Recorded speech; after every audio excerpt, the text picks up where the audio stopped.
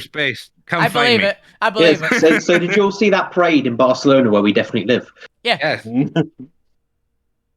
God, I want to go to Barcelona at some point. I really do. Lovely. Yeah, I've been to Spain. I've been to Got like such a several beautiful horizon. places. I've been Told you. I've been to several places in Spain. Never been to Barcelona. Right, I'm pressing play. Play! Pressing the Play! button. Here's a pre-recorded stream, The guys. button. Pre-recorded streams. Yep. We're never live. We're just always talking. Yeah. The shit talking is real, the rest is not. Yeah, I'd buy that. To be honest, I'd buy that. Seamlessly edited. We all get on a call before we press the play on our pre-recorded versions of ourselves. Yes. We make the joke. We write all the jokes like beforehand. So Yeah, it's all scripted. yeah. Yep. That's why it's once a week, because the rest I of the think the week jokes is... would be better then. Yeah. We're not very good script writers. We're very bad script writers. Yeah. We're We'll fit right the- into Hollywood. Remember you said we Also, were good? I'd love it if it was pre-recorded, but each of us separately pre-recorded each bit. That would explain a lot. That would explain a lot of things that happened. You're the 100 monkeys typing on a keyboard and coming up with the, the classics. An actual decent conversation. You know all those classic scripted things like fuck you getting trapped in a box for the first session and possibly gonna die this session. Other things like Zormir cataclysmically fucking up right when he needed to succeed on his random rolled dice. Alvina somehow. Look at the Christmas session we did.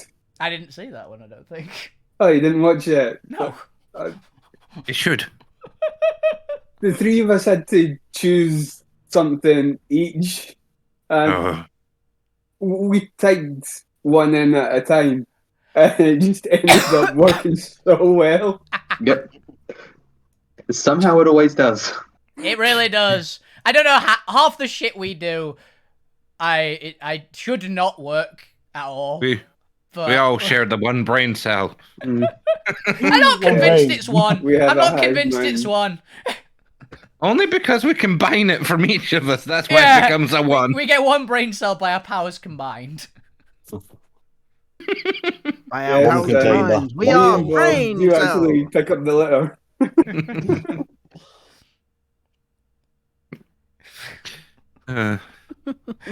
I can't. How the DM gets plenty of time to prepare beforehand. We just Yeah. ramble so much rubbish. DM's Just set the prepared. timer for 10 minutes. Yeah. I mean, I said for 10 minutes because I didn't know how long we was actually going to ramble on for. We can ramble for any amount. amount. Well, I feel like I can't let you guys ramble for more than 5 minutes because, we have limited session You time. actually have a technically a time. We have 3 minutes then. Right, let's- 5 minutes Go- of ramble. I've not got a 3-minute timer. Let's put it to a 5-minute. There we go. 2 minutes now, sorry. We need more minutes. We have to convince him to give us more minutes. The ones that I've got are only 1 minute. Do a minute. 5 Do a minutes, minute. 10. Just keep an eye on it and then do it again. Yeah, this feels like a maths problem. How do you... Math. This is why we're suffering at this non-distinct roll dicing gaming. Dice rolling game. Yes, Roll dicing game. roll dicing game. We throw things and then we cut them to little pieces with a knife. Yes. Because This is we won't mention the role-playing, so we're names now of. play rolling. Yes, we won't mention the names of the bad things now. They might come for us. Hey, my stream is technically titled as TTRPG at the moment because I found that on Twitch. Yeah. We're virtual if tabletop there's- gaming. Yeah, if there's a TTRPG thing rather than the other one, Yeah. we should probably switch to It's that. exactly what I did. I just went, I wonder if this is a thing. Yes, it is. Got it. I'm assuming it's normally for like Warhammer and things, but Yeah, For remind me next Warhammer and other ones. Warhammer, you can yeah, find them. assorted RPGs. Mhm. also super hype. Miscellaneous RPGs. My faction in Warhammer 40k is coming out soon. I'm getting hype. Cool. What's your... Oh, guard. Are you No, sure not the you're guard. getting- No one cares about the guard. It's the world World eaters. Eaters. It's the Okay, world eaters. Much better. It's me. Do you seriously think I'll sit with tiny, Yep. squishy people with guns? No. So, no, I didn't think so, but Guard's the one that's coming out most soon. But they're starting to get all the big teasers out for World Eaters Yeah. now because the guards got their teasers way back. We all know what the guards got now. No one cares about I them. think I am good to go if people want to get started. Sure. Yep. Are you ready in your box? Yeah, fuck you. Are you ready in your little haunted house? I'm still sending an email from work, but I'll be here. I like, by the way, It's 4 minutes past. You're off the clock. What are you doing? You're diluting your pay. It's because I'm talking. I like, by the way, that our That's current fair. name is Lou Grizorme Point, and then there's just Gwent as well. And Gwent as well. All right, I can at least do the introductions and recap. Welcome back, everyone, to another exciting episode of Alterra, the Shattered Altsphere, episode 48, Haunt of the Eismerst, part 1. Ooh. We'll see if there's part 2 if the players just all die. I mean, this could be considered part 2, I suppose. You only technically got the introduction last time. It's not sufficient. And, I had plans with that one. Let the players fuck around for a little bit. And, We fucked around a bit too much. We do have the parental locks on this channel. So Here's on mine. Gotta make sure I didn't think a locked room mystery. The mystery is why did he lock himself in the room? Yes, for those who are curious. But Chris, didn't you mention something about downtime last week? Well, yes, but then you triggered a plot, so Yeah. that's on you. Yeah, entirely. That's why I was like, I'm not even gonna send the requests that I need to do for downtime because we've got to find out if fuck you's gonna survive. Yes, for the didn't you mention something about downtime? Also, someone mute. Someone mute their stream. That's me. Hello, Chris. Oh, Chris, I did mention something about time. Yes. Who's doing it? I'm assuming it was on I'll Chris. be. I was assuming it was on Chris's end by that statement at the end. It shouldn't be me. All my videos are. It was me. God damn it! I'm here now. Don't you know what headphones are? I was getting the viewership up. Yeah, but I thought it was me. the way to get viewership, by the way, on Twitch now, if you're actually on the stream, mute the I thought it was. No, don't mute the stream. Mute the tab it's on. Okay. They've changed a few of the rules. It doesn't work like that anymore, otherwise. I'm going to mute myself while I sort that out. Yeah. I just muted the tab. Yes, your downtime will unfortunately have to wait until we resolve this. I was partially expecting, because I never fully expect you guys not to do anything. Yeah. I was partially expecting for a nice, peaceful couple of days before we transition into a 2-week downtime. But Fuki really wanted to investigate the bowels of the guard tower, so... To be fair, technically, it has been a very peaceful couple of days. Because fuck you, starving to death in a hole somewhere, and Alvina's looking for frickin' rocks. Not shooting in for the first time, And the Fuku point's, is trying currently to trapped make in a stew. mirror room. That he's peeling the dimensions away from. He's peeling the dimensions away, apparently in some sort of demiplane or a mirror dimension, and there seems to be a strange ghost spectre-like creature, or at least something in the mirrors that the has Babadook. reflected back a twisting Fukyu. Which sounds worse when you say it like that than what the actual thing is. even creepier. Fuck you. Yeah. Creepier Fukyu. Is that for? And also, For for new reference viewers, on anybody new fuck viewers, you is the fuck you name is of the the name of the character. Yeah, there we go. Let's get into character introductions. Alvina, say hi. Howdy! Zormir, say hi. Hi. Fukyu, say hi. Hello there. There you go. It's that one. That one's That gonna one. die. Gwen, say hi. R.I.P. Fuck you. Master Lou, say hi. Hi. And the point in the Great Bastion Breakout, say hi. I would try and sing the Bake Off theme, but I don't know it. Neither do I. I nearly actually just started doing, I think, Countdown. I'm not gonna lie. My brain just went for a tune and I went for Countdown. I mean, I've been watching 8 out of 10 Cats the Countdown a lot recently, and Yeah. that's where my mind went. Now, a couple of quick bookkeeping catch-ups. Abigail has gone off to visit family in the town and is not currently an available NPC. Drax and Emmy are effectively ship-bound in that they are not allowed to freely patrol the city at both the request of Common Sense and also the request of Zormir, who I'm assuming is the voice of reason in the party and has very clearly laid out, hey, maybe we shouldn't let foreign spies into the city on our watch. Other than one. We're only allowed to do we lose know one. that Emmy's Yes, do we we do. actually know Emmy's a spy? Yes. Right, fair. Yes. Totally. We are very You are aware. aware that they are connected to the Empire. Mhm. Or in Alvina's case, she's a spy for that very nice dryad lady that she's met. But even she knows she's a I'm spy. pretty sure introduced herself as an inquisitor. Oh yeah, but Alvina's not smart enough to realize that means spy for the Empire. She thinks she's a personal spy. Like a PI or? Yes. But either way, this is common knowledge by PS. just the sheer amount of like secondary psychic characters you had. Yep. About this. So they are available on when you return to the ship, and you can interact with them on the ship itself, but they will not be able to accompany you on quests within the city. You also discover, by mention of Drax, that there is also a strange psionic pressure in the city that, while not dangerous to either of them, makes them both incredibly uncomfortable to actually venture out into the city. It seems to play havoc with their memories.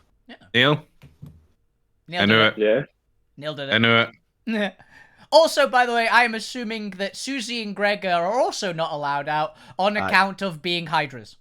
Yes, that was going to be my next part. Giant wild animals, not permitted in the very cramped, highly organized city in a cavern. My small animals so- are, though. My small animals are. Alvina's allowed out. I'm not big enough. I don't meet the height requirement. The cities haven't quite clocked Yeah. her yet. Yeah, I mean, you did say that you Don't had like worry. one of your fire rabbits with you last week. yeah, I had one of my rabbits. I've got my fox because it's using it to track you down. Similar reason for Mr. Popular, and Sawed Off is fine because Sawed Off can be put in a key and brought out whenever you need them. Oh, that's the point. I forgot about. You forgot you've got a deployable fire elemental. Yeah. Oh, And it didn't well, really get what? to stay. I'm pretty sure you met the requirements for Sawed Off level up. Sawed Off is not going to be leveled up for this session because I actually forgot that he Yeah. gets promoted effectively to tier 2. So Good I will fire, upgrade yeah. him. He is now a medium-sized elemental Okay. Ooh. with a little bit increased power, and he should have an extra ability that I will need to think on. So I'll just double his damage for today, and then I'll Like open officially doors update that you that. can't see. And also, they never said anything about my golem. Oh yeah, they never complained about your flying golems apparently, Oh, or they yeah. possibly were and chasing you down. The golems as constructs They would were normally too be scared, fine as were long they as you not? keep them under control. The city is not foreign to the idea of golems and constructs. They are, especially for the elemental arts. I mean, if they let Fade wander around as a construct, they should be fine with your golem. If Fade is okay, the golems They're not are an fine. actual construct. They're annoying. The hovering gold thing's very obviously an Altamon. Yeah. But Altamons are effectively neutral in the city. They don't have a fear of it. You may come across one or two very basic golems here and there in the outpost. You might find them deeper into the actual city. Makes But they're still very useful. They are considered effectively machinery. It's Hey, basically Terry Pratchett rules, right? Hey, they let Alvina around in this place, and They they're haven't. not. We've just figured out they haven't figured Alvina out yet. Is the only reason Alvina's not being. As soon as they figure out Alvina, they might put a lockdown on her too. We'll see if Alvina can get banned from the city. I haven't managed it yet. The worst thing I've done is possibly like sleep in a few trees and like possibly harass a bunch of guards into saying they're harassing me. But Possible. And Their list have is a growing. dwarf follow you around attempting to do cooking. yeah. Oh, and also some people apparently tried to mug me in the meantime. So that they started it is what I'm calling out when anyone calls me. In addition, in terms of quest, you are effectively in free roam pending your 2-week evaluation to get your passport, for all intents and purposes, into the rest of the city. So you have 2 weeks to wait out. You don't technically need to stay here, but given most journeys away from here will take about 2 weeks there and back. There's no point really. I mean, sure, you pick it up in like a month's time if you return to sea. You just No. won't get your any rewards or items until you get back. Yeah, we need money. Currently, in terms of open quests, in effectively the meta players Yeah. guidebook or whatever you want to call it, because Field manual. this is still TTRPG. Yeah. You have a open invitation from Norman Kent for their master Grenzelli Kayor, who is effectively the mayor of the docks union here. They have invited you to dinner later tonight, and obviously you have the Fokus got locked in a cell. Yeah. And Alvini needs to find something that is not essentially underwear and a bra. That is a player-driven quest, and you can define the success conditions of that quest however you'd like, whether it's actually freeing Fukyu or at least confirming Fukyu's dead. Yeah, at least getting their loot. Alvina Is goes all else shopping. fails. And I also need to figure out if this goblin was flirting with me yesterday or what. Oh yeah, that was Need Gwent's to real confirm intent. if that goblin can actually speak. Yeah, that too. Oh, that reminds me, Zomir. Hmm? Do we have Yes. any glue or duct tape? Glue and duct tape. What do you need glue or duct tape for? Don't worry about it. Oh no. With that, we are effectively in open session. We return to the players in front of the guard's tower, chatting about, and we'll pop in on Fukyu in a couple of minutes.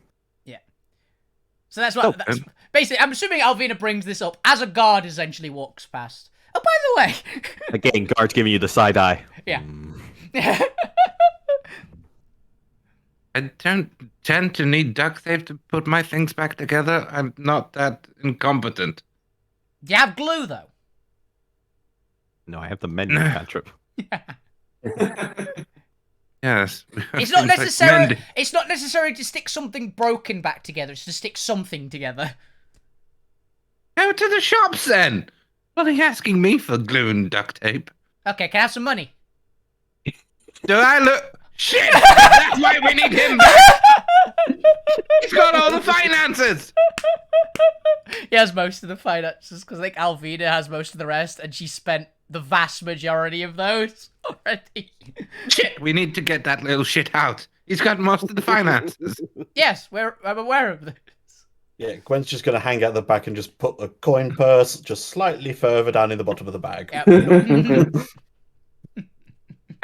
Don't worry, Gwen. I know. I have some gold on me, but I don't think. I'm not sure how much. I don't know how much it's going to cost here. And I was currently in negotiations with someone else myself. I need my money. I just basically need something that'll stick multiple things together that won't ignite the things. What the fuck are you trying to do? Don't worry about it. You'll find out. I think you should be very worried about it. What are those of the players who are watching Zormir and Alvina squabble? What are they up to? What are their thoughts? Lou, The Point, and Gwent, what are the three of you up to? How many days has it been since Fuck You disappeared? We started this on... was it the third or the fourth day we started this on? This is... No, I thought this was the third day. Wasn't it? Because Fade left today. I thought it was the morning of the 4th. Yeah, let's do morning of the 4th. Okay, that's easier, yeah. Okay, day 4. Some sort of weather check, but you're going to be in a cavern, so the weather's irrelevant. It's going to be freaking like earthquakes. They disappeared on the first day, so it has been 2 full days. So the second, third, it's been 3 full days. Yeah. Well, 2 full days, and you're not quite sure when they disappeared on the first day. Yeah. I assume at night. He was last seen on the first day. Yeah, he was last seen on the first day. Fuck You isn't really used to like wandering around in these caves. He can't really tell whether it's day or night. To be fair, there's a constant dim glow in the cavern because it doesn't actually have a day-night cycle. You can only tell if it's day or night by how drunk the sailors are and how the population ebbs and flows in terms of how busy the city is. Yeah. Since you were trying to stealth into somewhere, presumably the less busy period, i.e. night. He probably would would be have ideal. been like watching it and just making sure like the number of guards and people around was at its lowest before like just wandering in.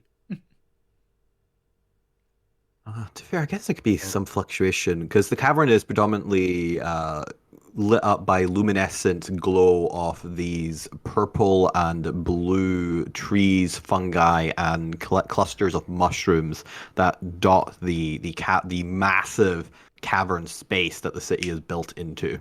I just had a thought of when Fuck You might have got in. They're used to sneaking around and breaking into like heavily guarded places, right? They probably went in like early evening, basically roughly when the the shift would change for like the night watch, essentially. Mm. Probably about then, right? That makes sense. Yeah, Vaguely. makes sense. But we know for definite fact Fluxu is in this building. Yes. It also Alvin. makes sense that during the drinking hours is when the guards are the thinnest at the actual tower, so they can keep meticulous watch and vigilance over any travelers or tourists that have arrived in the city that may not be as respectful of the city's pristine order. Yeah. No, that's us. Look, they haven't caught on yet. Okay, so So yes, 2.5 days then. right, It's so still early morning, afternoon. We definitely I know will. because fuck you keeps messaging me in my head. He's definitely here. Gwent, yes. I mean, he's messaged you like 2 times so far, but yeah. That's what I was like. Yeah. So I'm gonna do 2 things. I'm giving myself some extra charisma and then some advantage on charisma as well for persuasion, and actually have a background that could be useful here, which is investigator. So the Ooh. crime is a missing goblin. Yes. So I should go. Technically, he's not missing. Are we going to He's basically audit? missing enough, man. He is. He's missing enough. He's What the hell, disappeared. To be fair. Oh, for God's sake, just fucking copy and paste, you bastard. Sorry, it's been a long day. Right, boom. Yeah. So I should be able to hopefully have an easier run of talking my way in, saying there's a missing goblin inside the building. First individual related to a crime investigating. You are involved in investigation. Fair enough. The Point and Lure, are you guys doing anything? You want to buff me because I don't have that high charisma? That would be much appreciated. You want buffing? I Okay. would be You've already- keep- I you've would already be got keeping all an my eye he- on- I've got. If you want either buffing or a face, let me know. The point's mostly just looking at the door, trying to work out how to get in. We would be The keeping door's an currently eye open, on. people are Gwent. coming and going. Yep, exactly. What? I've Which? already given myself the the enhance ability one for charisma. Well, let's bump your charisma up even further. And I'll give you a bardic inspo. Do a reminder that spells of the same name do not stack. Okay. What can I What is give your you from bardic that? for my 13? Because that is quite terrible. It's a D8, I think. Yep, checks out. But didn't you have? Oh no, it's advantage. No, that is Oh. advantage. It's just Oh, bad. Like, not wait, no, hang on. charismatic. My bardic inspiration's good. This one's is a It's the check, reroll. right? You get a reroll. This is a check, Yeah. yes. This is a skill Then check. yeah, you get a reroll. What other skills do you roll a think skill have check. been? Ooh, It's 4, better. 17. Yep, 17. Do you And, want? and how are you wording this? What are you trying to gain access to? What is your objective in your persuasion? The objective is just to get past the front door, frankly. Just to get in and to get through so I can actually get to this door inside. So that's just the... Mm. It's just trying to get in the front door, get past the first stage is pretty much what the idea is. And not be associated with, The Alvina's rest of us. nonsense and Zormir's You technically I'm a policeman, but I'm not a policeman nonsense. you technically I'll need give you. you technically need me with one thing, which I can actually do if you give me like a few minutes. Well, as you're kind of grabbing the attention of another guard, this one again I'll give you seems to be Fox's very comment. Before you annoyed go any by further, another Chris. request. Yes. Lou would be watching. Nah, forget. I don't think it'd be relevant now. Sorry. Alright. No, so I'll give you Fox's cunning, so you've got an advantage on intelligence checks. Okay. It's investigation. So as you grab the attention of a wandering guard, this one you're feeling the tension and frustration. Zormir, it's very obvious that the word has now gotten around to pretty much every guard in the building that there is rabble rousers outside constantly trying to request, and that they should pretty much be ignored and dismissed. As you flash your charismatic smile, the guard stares at you, and there's a pause as you attempt to pitch your argument for why you should be allowed in. Now, unfortunately, this guard is partially hostile and agitated by your party. So any persuasion checks against him are made at disadvantage. For you have failed the previous checks. So an 11. Which means even with your advantage, it becomes a flat roll. But as the guard stares you down, you feel a wall press against you. He's partially taking in your arguments, but you can see out the corner of his eyes, he's just dismissing them. He's humoring you. You're being charismatic enough that he is continuing to listen and not outright stopping you. But unfortunately, you have not succeeded in persuading him to let you go rummaging around the interiors of the guard power. Darn. In that case, if you don't want us to come in, Okay. can you Hang please on a minute, at Glenn. least try the door? And then we all leave. Once you try the door, that's better for you and for us. Just get somebody to try the door. You stay here with us. Get somebody to try the door. That's all we ask, and then we will leave. And I point to Alvina and Zormir. They don't come back. Don't want to be here. Got better things to do. Yes. Whoever has we the have a highest dinner insight tonight check. with the lady. Roll me an insight check. And Lou, what were you saying? I was going to say if I could bend luck.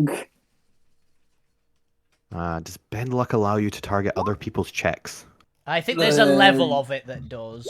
When another creature you can see makes an attack, roll an ability check or a saving throw, you can use your reaction to spend 2 sorcery points to roll 1d4 and apply the number rolled as a bonus or penalty, your choice, to the creature's roll. You can do so after the roll, but before any effects occur. You believe the D4 probably wouldn't be enough. Yeah, This is quite a high DC check, and I am taking the 7 for a flat roll. Yeah, so it's 11 total, so I don't think a D4 will do it there, but I'm afraid. Even if it rolls a 4, it's a 15. Gwen and Zoro... Gwen, you're far too focused on your argument. You're getting the average intent from the guy, but Zormir, you're starting to see the hostility in the back of the guard's eyes is getting increasingly agitated. It seems that he's taking Gwent's argument and proposition as a challenge to their authority, and you've met a few guards like this, and all the other guards, you can see them starting to tense their muscles, their arms starting to be very conspicuously placed by their sides and by their weapons. The air's gone still around you, as at least a dozen guards are now paying attention to your conversation. You get the feeling you don't want to push the authority of this very proud guard institution any further than you already have. Okay. We'll leave. Okay, I understand that I work in... Your work is important. Your work is... And you don't want any more disturbances. We'll leave, but we are still worried about our friend gone missing. Everybody, let's go about our business. Leave them to their jobs. In case you do find him, can you tell him we've got a dinner appointment tonight? And I will walk away. And tell him to wear something nice for it. The guard gives you a reluctant nod and then still watches the back of you as you walk away.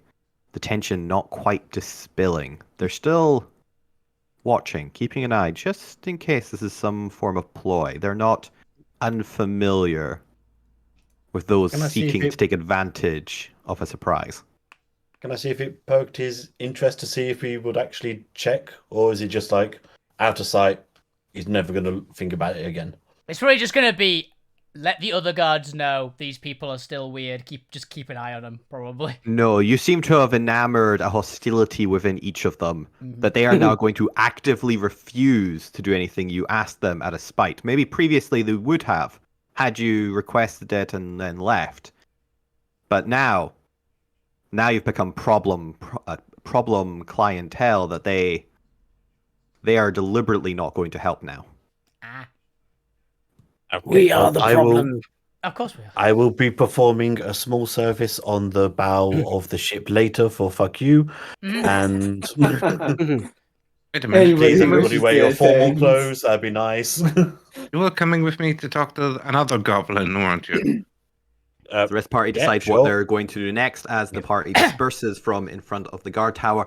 I feel like this is an optimum time to switch in to Fukyu and to see if they're still alive. I think Point's Yep. message is important as well, by the way. Yeah. Yeah. Ooh. Yes, you can. Yeah. Fuck you is like just wandering around, pacing around, just going, "Where the fuck are they?" I see. Your voice echoes out loud and bounces back against you off the glass and the stone wall. There's a daunting volume to the room. Okay. So yeah, after like a bit of time, fuck you is just like trying to pull more bits of the mirror or broken mirror off of the wall to see if like he can make the hole into the void any bigger. Go ahead and put like a little, here we go, a little void space in one of the mirror. Just assume the mirror's all cracked. Mm-hmm. Didn't have time to put in 1,000 little cracks into the mirror. Yeah. That's fine. But go ahead and give me a strength check. Oh, fuck you, strength check. You've got a If you're crowbar, trying remember? to pry, Yeah, yeah, he's got- you have Got his advantage. crowbar Yeah. with his -1. You got this. Well, Why is it showing us Double 1? nines. you've apparently got a positive one. What? On the sheet it says -1. So how is it positive?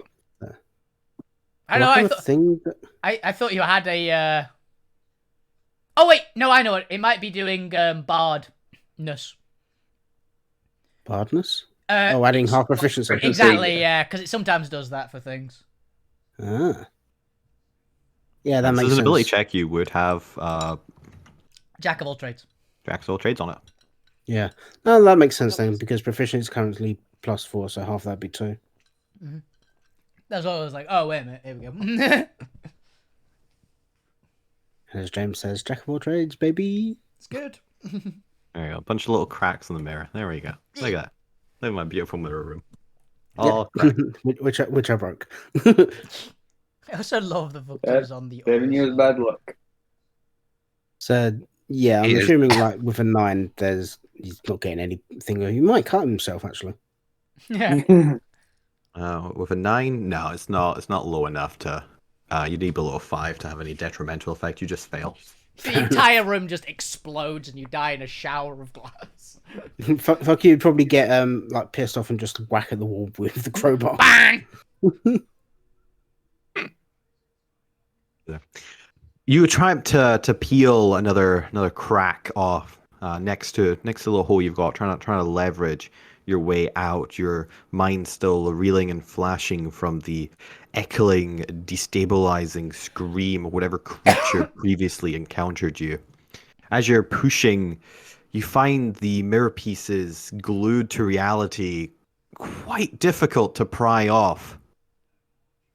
It really makes you consider, how on earth did you ever get that other piece off, and was it a fluke? Will you be able to reaccomplish such a feat, such that prying the walls of reality down? So, how big Ouch. is the hole? That you've previously made. I think I Yeah, know what The you're doing. size of one arm. One arm. You could fit an arm through it. So let's say what? It's like a So foot maybe- in diameter. Like the foot. Oh no, that's That's way way too big. That a foot in diameter is like someone's waist. yeah. That's you could fit your head through that. There you go. Half a foot then. You know. You can, you Half can Six fit, inches. That's can fit an 6 arm comfortably through it. Okay. I think I know But what you you're can gonna fit you can fit a normal person's arm through it. A Goliath might struggle. Yeah. Okay then. In that case, Fucky's going to pull out his wand and turn into a gecko lizard. So he can like stick on the walls and like Okay, yeah. try like see if he can go Escape. through the hole. And Gonna go through the hole. You want to go through the crack in the mirror dimension? Okay. yeah, he wants to go into the void. All right. This weird ghost thing. You can won't kill feel me. a I'm little gonna bit kill me. of resistance to it. There's space there, but it's almost viscous in its resistance to you. Like you're wading through a non-existent pitch black jelly. He's licking the symbiote. You're going through goo. I'm going to need you to make me a charisma saving throw as you force your way through the gaps in reality. Oh dear. Charisma save Of a as gecko? lizard. Of a gecko? Probably one. Yep. Charisma save. They don't have any saves. It's -4. Yeah, so like 1 or 2 for the stat. Yeah, Apparently about right. Echo's really hard getting through reality. I mean, Who'd I'm have just thought? basing on like lizard stat because I don't think there is actually like a gecko one. The does gecko that stat is literally the lizard stat line with like Fair. climbing speed. It's the exact Yeah. same. So yeah, let's roll this. See what happens. 6. It could have been a lot worse. Good to me. As you attempt to push through, you get about halfway through the hole. You can feel the pressure against your little gecko body, your little gecko mind, as it, for a split second, sees flashes of crystal shards refracted in a black void.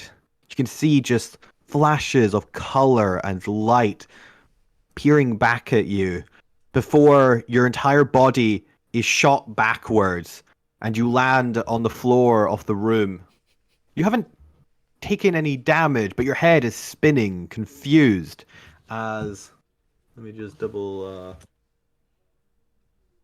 Oh dear. check something here. Mm-hmm. So as like gets spun across the room as a lizard,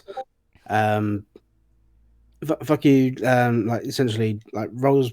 I'm assuming like on his back. He's like all 4 foot up in the air. He like does the rocking thing and gets back onto his feet. I'd love to shakes see a his- gecko's doing yeah. that.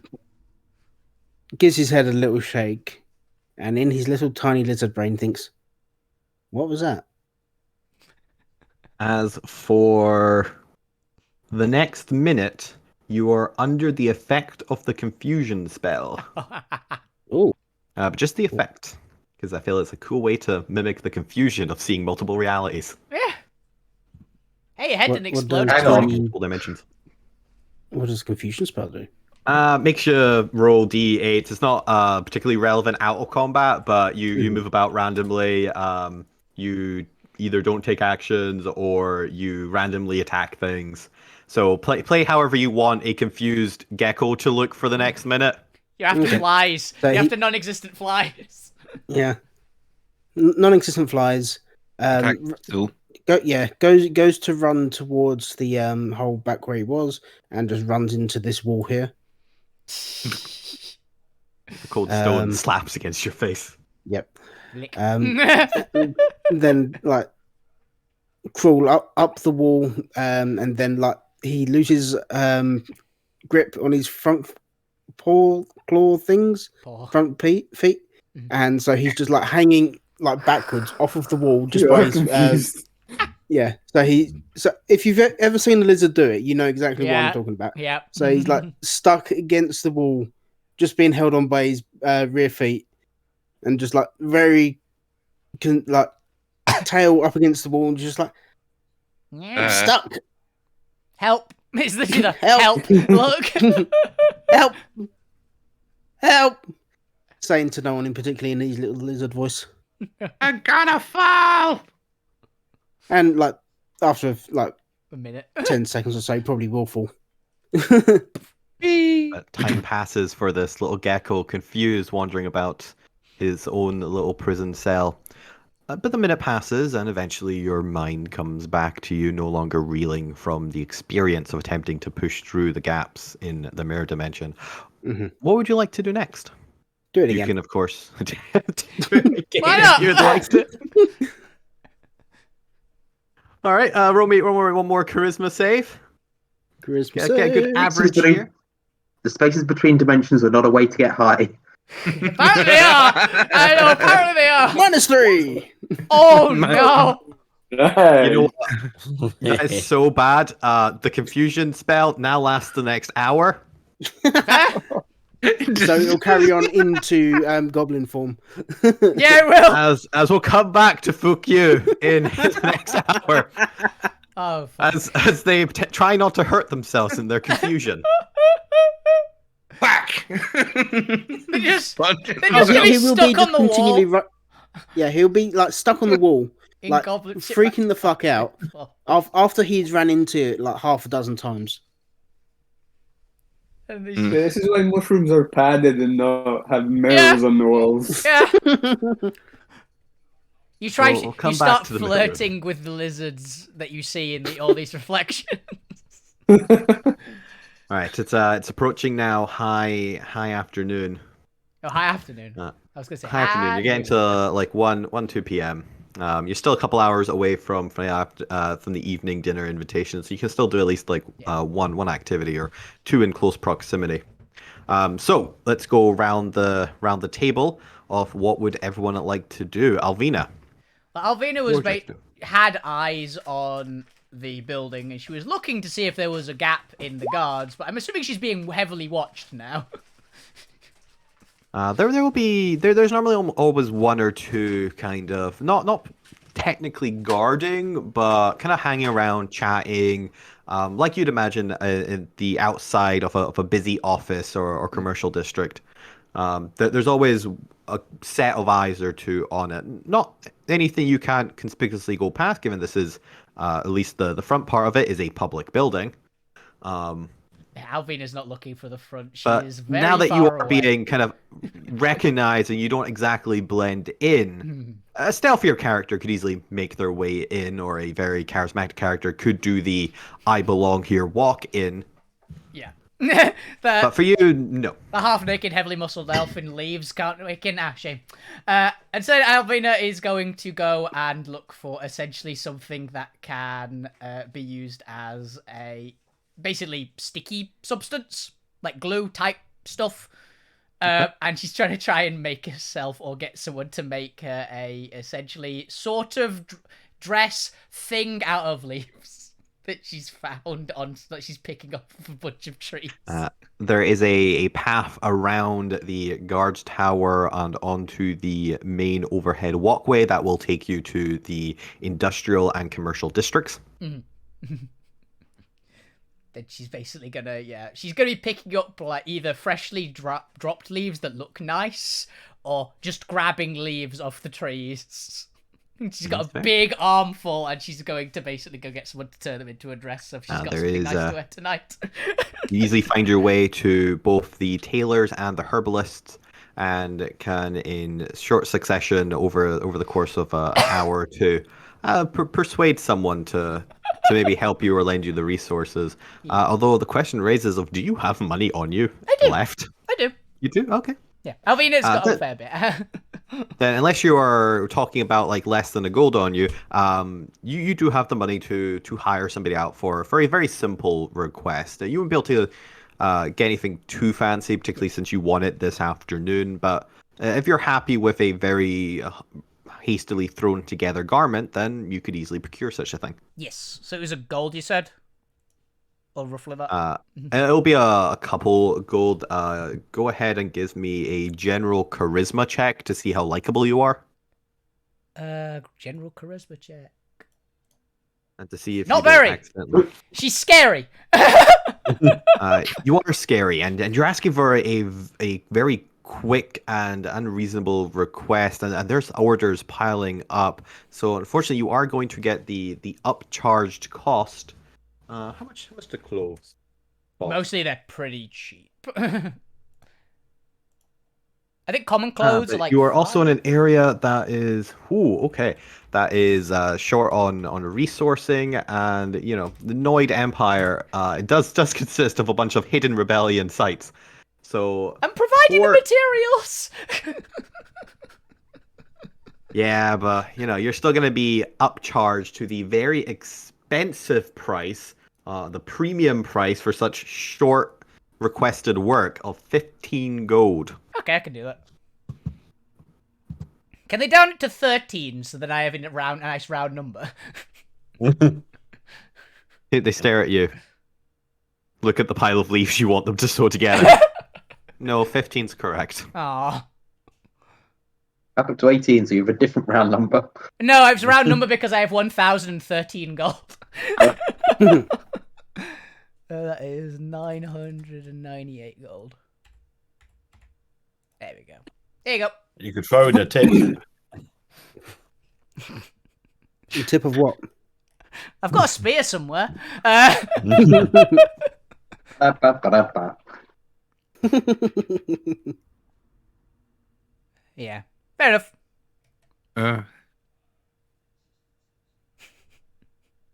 Yeah, I've just got a leaf dress. That was all Alvina wanted. If just like she's not breaking in there, someone will do it. We move on to Zormir. I'm casting the message cantrip as I'm walking with Gwent. Basically asking Gwent, what kind of spells do you have prepared?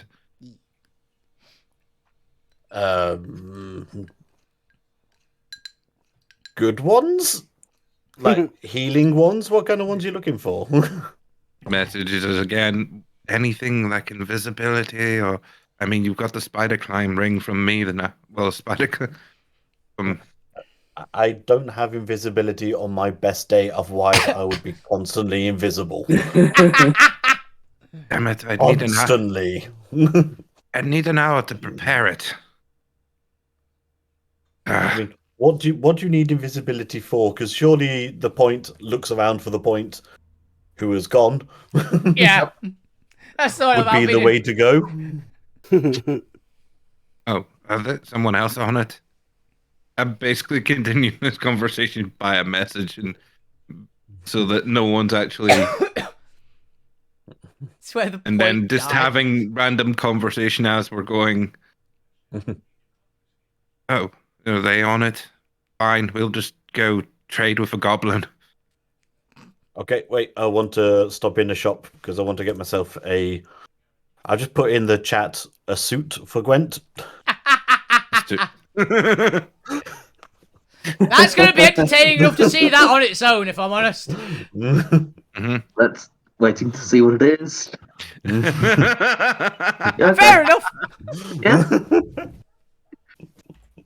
Okay. Going fancy. Look at all these beautiful ships that look identical to yours. Well, I didn't notice where the tailors were. I assume. I'm sure there's more than one. Follow the complaining people and the worried looks. Oh, goodness.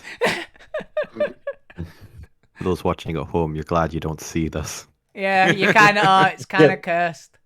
But just try to imagine Vodney's face on top. That's all I ask. I was already. On it.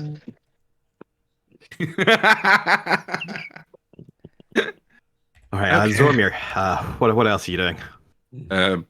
Going and get their suit ordered and then go annoy the goblin to see if I can find out whether they were flirting or they were actually talking business with me. I don't know. They weren't talking to you. Well, Eyebrowing what you said is a lot of eyebrows. As you arrive at the tailors, they seem to be busy at work making this very strange leaf garment. Alvina's been here, but I have to be very nice to them. And... Alvina, are you still in the room? Do they notice you at this moment? Yeah. You notice, standing in the shadows, ominously, glowing, is Alvina. You just ignore them or you'll never get your suit. Do you just close the door and walk away? The bell above the door rings, and without looking up, the tailor utters in a frustrated voice, yes, whatever it is, it's going to have to be ordered for a day or two. I'm currently working on a high priority delivery. Well, can you recommend another tailor then? Not unless you've got passports to get into the main city. I'm the only general tailor out here in the docks. I guess I'm I'm gonna make eye contact with Alvina with just the biggest eyes, and then just sadly walk out. Hey, you're gonna Let's go to your goblin. You're gonna I get don't What you've deserve done! nice things. an elf. You're gonna. I'm more just concerned that you're not going. Alvina's gonna basically be wearing a bright fucking pink leaf dress to a formal wear. I'm surprised you haven't brought that up, if I'm honest. At least it's a better color than green, so we're happy. It's a different colour, yeah. It's okay. I think if we talk to one of the other two, they maybe have be able to fabricate you a nice suit. Wait a minute, don't we have a lot of... You think that someone could make a suit out of all the clothes that the Point stole from the Oni King's wardrobe? I assume the Point's wardrobe is the thing that's locked heaviest. The most heavily fortified part. Yeah, like there are glyphs of warding on power word kill, everything. I just assume. Yeah, fair. Point's wardrobe has been significantly upgraded, and the Point has some. I mean, you had downtime. You had a couple days on that ship where you could have just been fabricating the entire journey. Yeah. Yeah, I would have happily done that, but nobody asked me, so. Yeah, there's no Gwent shaped. Well, I just assume your wardrobe is incredibly upgraded. Oh yeah, to fine material. So half of it is my wardrobe's been upgraded. Half of it is my main outfit is glamour weave, so it's just 5 outfits in one. So I've got all these fancy outfits, never wear any of them. But you relax in the knowledge that your wardrobe would make even a king jealous. Yep. That's all that matters. Nobody will ever see it or know this, but you know that. That's what matters. Exactly. All right, Zormir makes their way to the ship. We'll come, not to the ship, to the scrap shop, Tinker, yeah. or the we're just gonna call it the pawn shop. Yeah. No, The Goblin Tinker is what I call it. I thought flirty goblin. Zoe's Emporium. Yeah, the miscellaneous emporium shop. Will Fuku's currently be confused for an hour. Gwent, you were making a suit. Would you like to do anything else? And I'm just going with Zormir to be the wingman. I mean, bad choice, but I'm there to be the wingman. No, that's fair. All right, Cult Master Lou, what are you up to? Be making sure my robes are all nice and clean and Embroidering new. making me look as presentable as possible for a black tie dinner. Embroidering new eldritch symbols onto your cult robe. No. All right, you are able to easily do so. The Point into the Great Bastion Breakout. What are you up to? Probably earlier, but I can't do this now. I went invisible and I would like to sneak into the guard place. You may do so. Give me a stealth check with advantage. Okay. Come on, Point. For you are invisible. I will say, just in case this goes badly, I am currently in my incognito outfit. Again. Is it a ninja suit? Jesus Your Christ. incognito outfit? That's a okay, bad that was a suit. step. Okay. What was it say? Just 11. 5 in grey. Oh, there we go. There's 11. So, Would you like to do anything take a before I single announce the quick results? contact to me. I don't think I have anything I can to juice. Oh, I have a destiny point. You have a destiny, yeah. Is that one more reroll if I had advantage on it? Yes, you just get to roll once and you can take the highest. You basically get Elvish Precision. So when I rolled that the first time, it was a 7-1. It looked like 2 natural ones. Damn. It was worse. So, Yeah. well, shit. Well, Goodbye, fuck you, it you're still dead. works. It still works. As you're walking around the open public front house area of the guard's post, you get distracted momentarily by the arguing of 2 guards. Just a sudden flare up. It looks like a captain shouting at one of their subordinates, and as you're kind of looking over your shoulder at them, you find yourself pressed against a very large muscular body as you bump in to what looks to be a sobering up burly sailor that is currently filling out paperwork on a desk for their release. As they stare down at you, not seeing you, but staring right through you, they reach out their hand towards your shoulder, presumably attempting to see if there's anything there. You have mere moments to react. What would you like to do? Combat roll. I would like to just gently pat them on the arm and say, sorry about that, and step backwards. Just go. Persuasion check to see how this goes. Come on, Point. Persuade the drunk guy that they're hallucinating. Give me this disadvantage because it's very startling. I have a plan. Look. Oh, Jesus Christ. Oh, damn. 10. That's the worst I could roll short of a natural one. Yeah. Oh, I thought you got advantage. Sorry. Nope. If you're my destiny, I want to see. You want to do Destiny? I'll give him my destiny to Okay. go for it. I want to see how this Clever. plays out. Hey, it's 21! It did have advantage! The arm reaching out towards you stops midair. The guard squints a little bit. Alright, fair enough. Turns and goes back to signing their paperwork. Oh, I You were thought it... undetected. I didn't think it was a guard. I thought it was the prisoner being signed out. Sorry, the prisoner Ah. turns around and starts filling. He's filling out the little like details Ah. of like who he is for the release form. Fair enough. You Can I glance just quick- over. Yeah. Can I quickly peek at that form, see who he is? You don't have to come up with a name now, just for future I know who this guy is. What? Do you know who I am? Just for future. How do you Yeah, know? first You're the thinking- invisible thinking. guy. This is Dulan. Dulan. See you around, Dulan, and then Wow, He that is guy. a very large, muscular hobgoblin. okay. Very smooth and pointed ears. His iris has a hint of red around them, and you can see what looks to be not quite tribal, but some sort of ceremonial tattoos decorate across the right shoulder down towards the chest.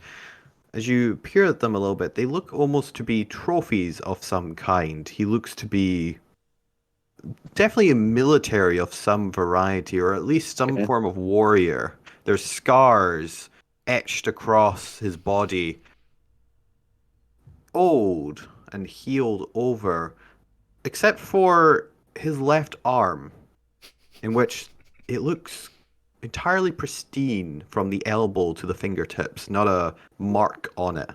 Okay. I know what that That'll means. be something to look at when I'm not sneaking.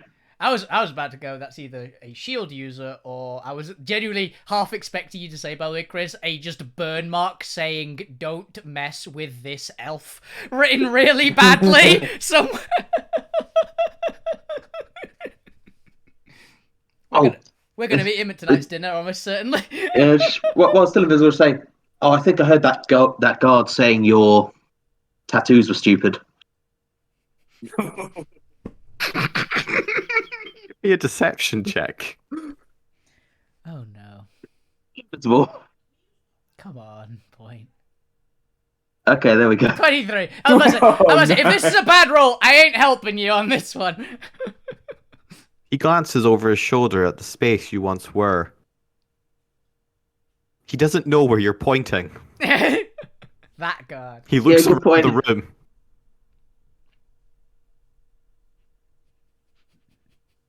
Which one of you said my Right. tattoos were dumb? Okay, my attempt to cause distraction is not working. I'm just going to keep trying to sneak in. He shrugs his shoulders and heads back.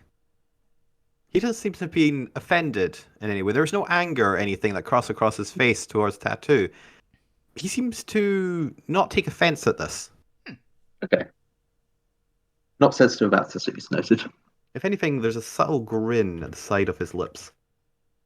But Oh, no. Oh, I didn't notice that. Well, shit. as you continue on, go ahead and give me a survival check as you attempt to penetrate deeper into the guard's large tower. So damn shame that you didn't have time for me to hand off my fox to you. An hour passes as you explore what appears to be deliberately laid out and confusing crisscross of corridors that seem to keep leading you back to the main entrance every turn you take. It's not that you keep finding dead ends, it's that you keep somehow looping around back to where you started and fail to ever find the red door, at least not in the time frame of an hour. I've just thought of something. The way to find fuck you, look for the people, like, go invisible again, look for the people whose office are going, where the fuck did I put it? They're just the thing that who's definitely nicked. Just... Oh yeah, he's nicked things like pens, staplers, and things that'd be really handy and really annoying when you lose, but not actually that valuable. Yep, I can only invisible once, unfortunately. Oh well, you're gonna just be wondering. Would you like to be outside the tower by the time the invisibility ends up? You are able to keep a good track of your time spent in the building. No, and I'm going to be inside. Yeah, you're gonna be inside, away from view when it runs out, but inside. Then we'll come back to you in after the next go round, as you've allotted half the time. But you will be in the tower when it expires, having looked around like 4 to 5 times now at this point, and getting maybe a little frustrated by the fact that you keep going around in circles somehow. But we'll come back to that in a second. Then let's drop in on old Fukyu, and there will be no longer confused, as finally you reclaim your senses from that magnificent push into the space between mirror dimensions. Yeah, so lizard form would have dropped before the confusion ended as well. So I'm just looking through my spells just to see if there's anything else that he could potentially do.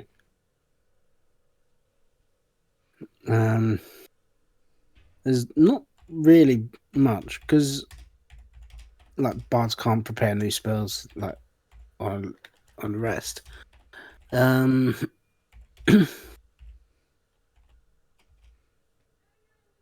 Yeah. He's gonna like go up to the mirror ball and like try peer essentially through it. He's like getting his face up right against the mirror. Like essentially staring into his own eyes, trying to see through. Ooh, okay. You do so. What do you see in your own eyes? Anger. Stares back at you. Do you reflect upon this anger in any way? No, it just makes him angry. Not angry enough. Therapy? Not angry enough. No. He's gonna like essentially just kind of give up and go sit on one of these seats. Then he's gonna try recall the dream from when he was in the Oni Palace and he was essentially a fire giant rampaging around. And try remember the entity that spoke to him. Oh. Oh, that one. Yeah. I believe it's the entity you have named as Cat. I named a cat, yeah. Mm-hmm. You do so. Give me a wisdom check as you attempt to meditate into a dreamlike state. Wisdom check. Not bad, 18. Pretty good. Very good. You're able to clear your mind of the frustration, the anger. Maybe you use it to propel yourself. Maybe anger is how you lull yourself into a dreamlike state. That makes sense. Who knows with Fukyu? Who knows? Just he's meditating into a dreamlike state out of spite. Yeah. You're like, we need to get you water powers. That's apparently spite, isn't it? As you do so, you feel yourself relaxing, letting the energy flow back through you out into your surroundings, and eventually you feel your eyelids getting heavier, your brain lulling into that sense of temporal reality, everything awake but not awake, until you hear the rustle of a wind once again, You can feel the presence of something more around you. As you open your eyes, you find yourself, maybe frustratingly, maybe not, still in the cell. But this time, reflected in the mirrors, is the expanse of nature that you previously dreamed about. Mm-hmm.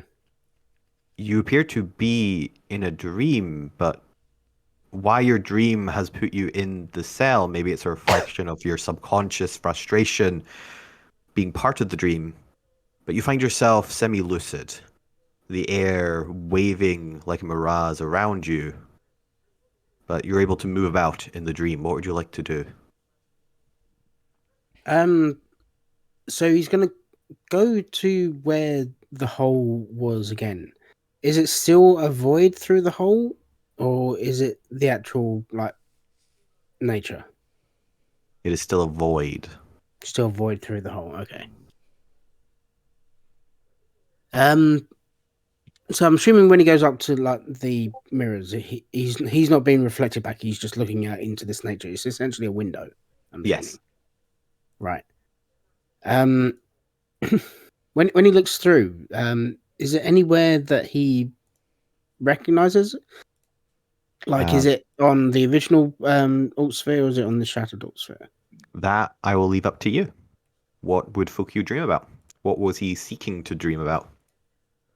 I mean, he was just trying to essentially. So he's heard like Zormir and others talking about these entities that they've met in dreams. He remembers the entity that spoke to him, wanted to speak to Alvina. He was just essentially trying to make contact with them to see if they could potentially get him out of this. Hey, fire! Hey, god of destruction! Can you please nuke this area to get me out? Yeah. And yet, you recall the expanse of this barren wasteland dotted with rivers and patches of green, almost in a cylindrical manner, like you're looking out on segments of the primordial slotted next to each other, one strip of fire and brimstone and red next to a strip of emerald green, vibrant with trees in the distance and a wind rustling through.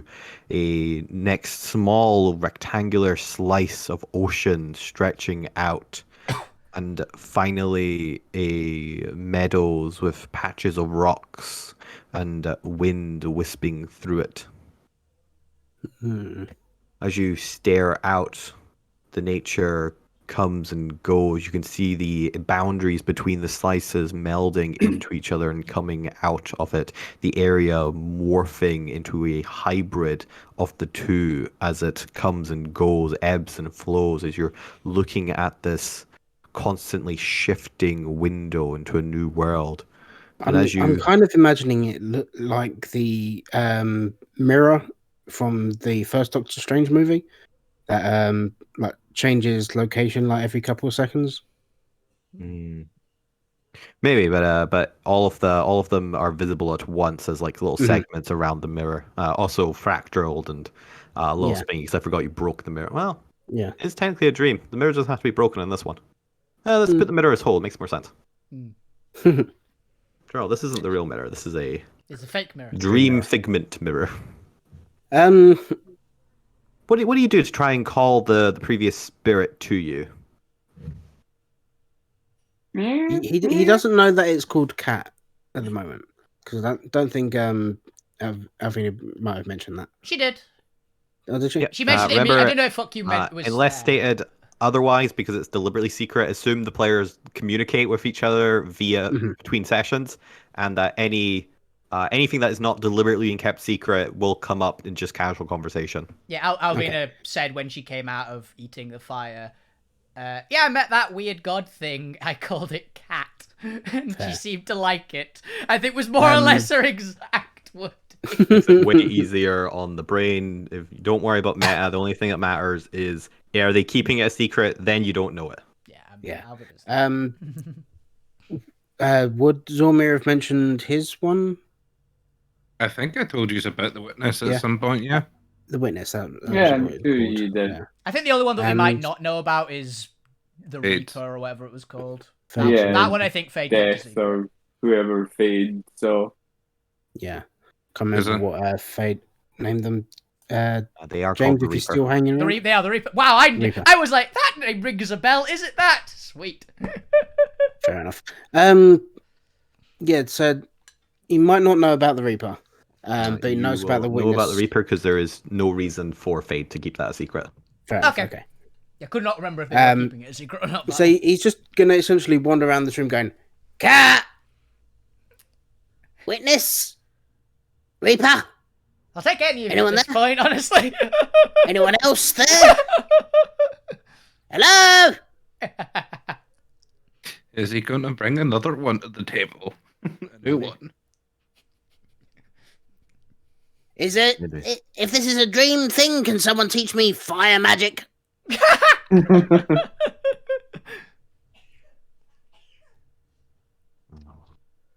We will check something because I actually need to double check what the parameters are for them and where their domains come and go. In the meantime, go ahead and give me. This is effectively trying to force your will in the world and summon them. So give me a charisma check because this is you trying to warp the dreamscape to your favor. While we're doing that, we're actually going to take our first, and only because we only have one of these, 5-minute break. Because I need to go refresh my water, and also I need to double check what the boundaries between the avatars are. Sure thing. Cool. And let's put this on the being right back soon.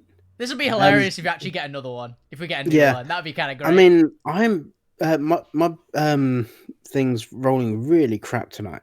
Yeah, same as mine. I haven't rolled above a 4 today. I've burnt my destiny trying to help people get through things. Yeah. I think that wisdom check was the highest that I've rolled tonight so far. Yeah. yeah. Yep. I've also rolled like some hot trash. We've not been rolling well today. It's like, the world wants you dead, I'm afraid, but... Yep.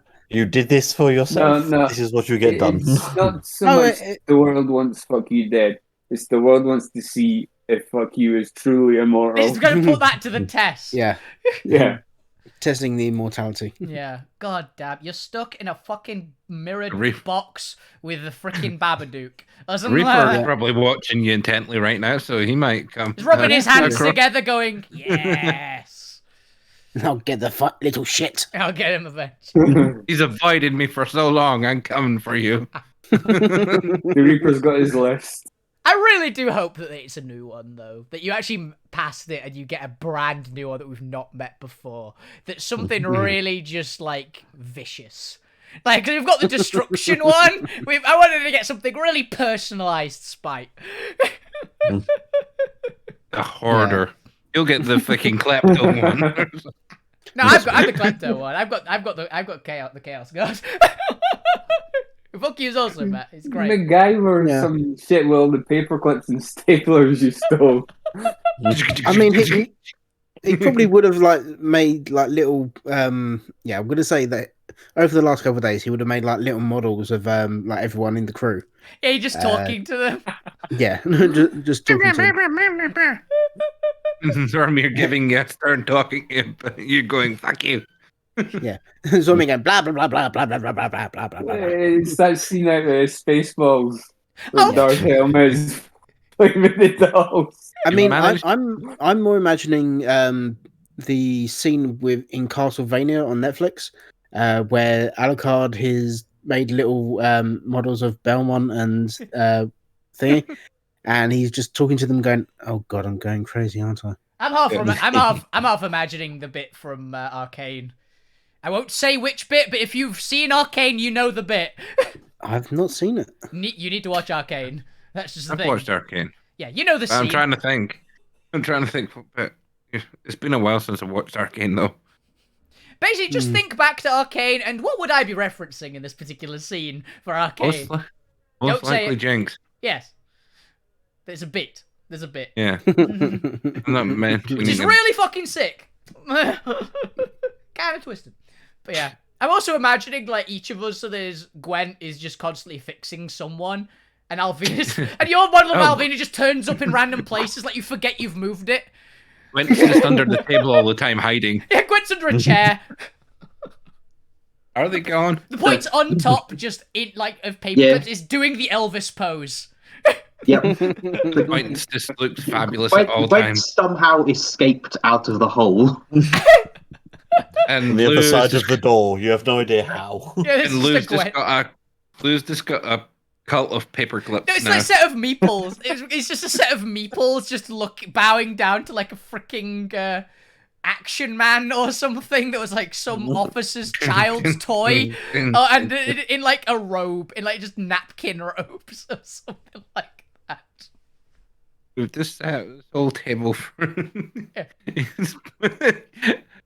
Oh, fuck, he's essentially playing BTT of his own in this little room. Oh god, we're cursing. Yeah. Oh no. But yeah, you might genuinely die here. I don't think we're gonna get you. I think, Yeah. I mean, I'm fully resolved for fuck you dying at this point. I've rolled up another character Yeah. just in case. I was literally like, I'm gonna be honest. We're not rolling well enough to get you out of there. No. I have no spells prepared to actually go in. I fly at best. The only They're option. just gonna go. Oi, get down from there. The only option Alvina's got is literally what she was gonna do, but it's like there's so many. I guarantee because of how she's been acting, a bunch.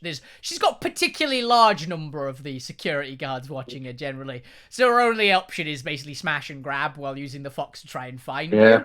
And then I'm probably pretty sure she'll get paralyzed by whatever's freaking brain demon is in there with you as soon as she reaches the door. So Worst case scenario, I do have Ray's dead. we need the body. We need the body. Undead goblin. We've got 10 days to get him. Yeah, we're not gonna find him in 10 Has days. fucking got 10 days. No, I don't think he's. No, we just need the body for as long 10 as he's days. dead, we just need 10 days. So that's okay. Yeah, the I problem mean, is, he's going to starve in how many days and then? you've got half rations, and you've got it's been 4 5, days. so 10 days total. So You've got 20 days to 6 days. find the body. No, you'd only have like 6 days left. No, Yeah, 6 it's days left alive. fortnight, Then we another can- 10 days. Oh, no, that wouldn't work. So I've got locate objects, but you're in a mirror dimension. In another dimension. Yeah, I've got locate creature, but it doesn't work as Through well dimensions. because yeah. Dimensions. Ooh, Another dimension. no. Another. Oh, I might try that when Chris is back. Locate object on the door. That's a That good would work. idea. Rituals That's a don't good idea. cost your spells, do they? No, it take 10 minutes. Okay, I can help you get there then. Because I commune with city. Influences from other planes of existence. Would you say that a creepy mirror dimension would be that? Yeah. Maybe not, but the portal would be. So, The door. The door would definitely ping Yeah. on that, right? so as long as we can work in conjunction of, Oh, somebody yeah. gets a message to the point, we can get somebody there potentially. I just need to be there for 10 minutes to cast it. If you can tell him where the door is, Luke can get there. It's the only thing that really stopped Neil last week was the thing appeared inside the room rather than where the door was. But they could Does see I that didn't go- outside. realize it would do that, but Well, they I had an idea, and You could also see I was outside. gonna- No, he I didn't was see the gonna- hallway. put a disguise on and try and persuade the guard that I'm fuck you, lawyer. And I can see invisibility, so I can cast that. So I can see the point. Oh, it's I'm not already invisible. not invisible. My invisibility's already run out. Right, dropped it. Yeah. But I mean, if you knew where the door was, you could easily dimension door there and then just open the damn door. But yeah, but that's that's, the the problem. problem. I don't. The annoying If we- part, Alvina has a way to find the door because we've already proved it works, but she can't get in the building. Tell Lou where the door is and then we can get him out. Yeah, she can find the door, but she can't get in. Because she can have the fox can find it because it had fuck you scent. Hmm. So we know we can get there with the fox, but the fox ain't gonna do anything for anyone else. I mean, it's also been like three days in a busy office. That scent's probably gone. Mm. We found it like last time because we rolled really Yeah, well. that's on the outside. Which is on busier, the inside. though. Yeah. It's going to be busier because you're in an abandoned corridor. We had less chance outside. I rolled really well. So. Mm. We just need to find that goddamn corridor with someone. If we can find out where the door is, Luke can get there. If I can have it described to me. We've described it. Yeah, well, I should be able to dimension door. You don't know distance is the problem. Mm-hmm. You could go 500 I meters can get towards 1,000 it. feet. No, it's dimension doors still only 500. Even the spell sniper? Even with spell sniper, your spell sniper affects your attack spells. Mm-hmm.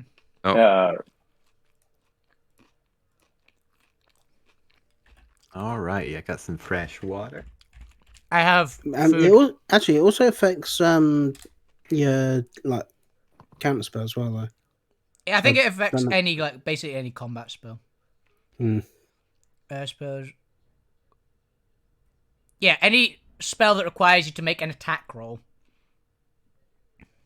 You just have to make your dimension door not attack roll. Aggressive dimension door. Aggressive dimension.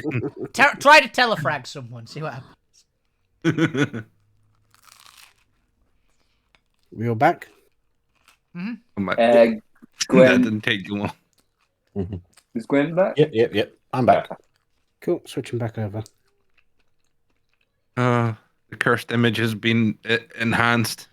Yep. Nice. Thank you very much. Jesus. You're welcome. Oh, goodness.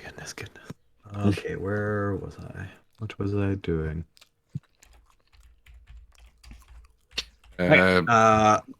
Seeing if he meets the criteria with 15. Yeah. The Avatar. Forcing will. There. See if a god will show up with this one and which one it is. And Might as well give you yes or no on that one and do the little bit, and then I'll switch over to the rest. We can come back to you. Gives you some time. Okay. Mm-hmm. How do I want to scene this? Fukio, as you're pushing your mind into effectively the mirror and your consciousness out into the world, you begin thinking about literally shouting at them.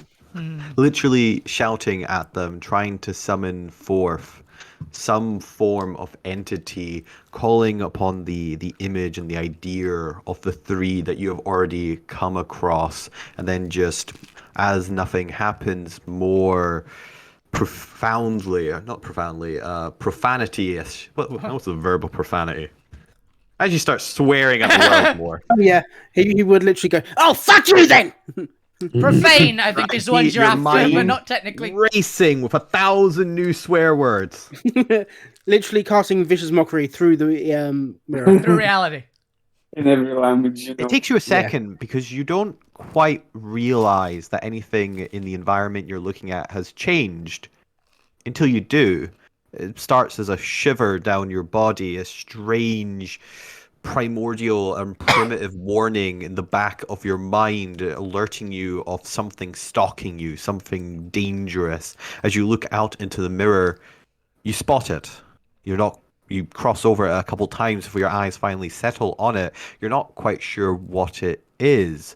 It's almost the physical silhouette of a either medium-sized creature, but no, it's too small for that. It almost looks like the silhouette of a child watching you about 60 to 80 feet back, standing by a tree, staring at you, or at least you think you're staring at you. It's entirely black.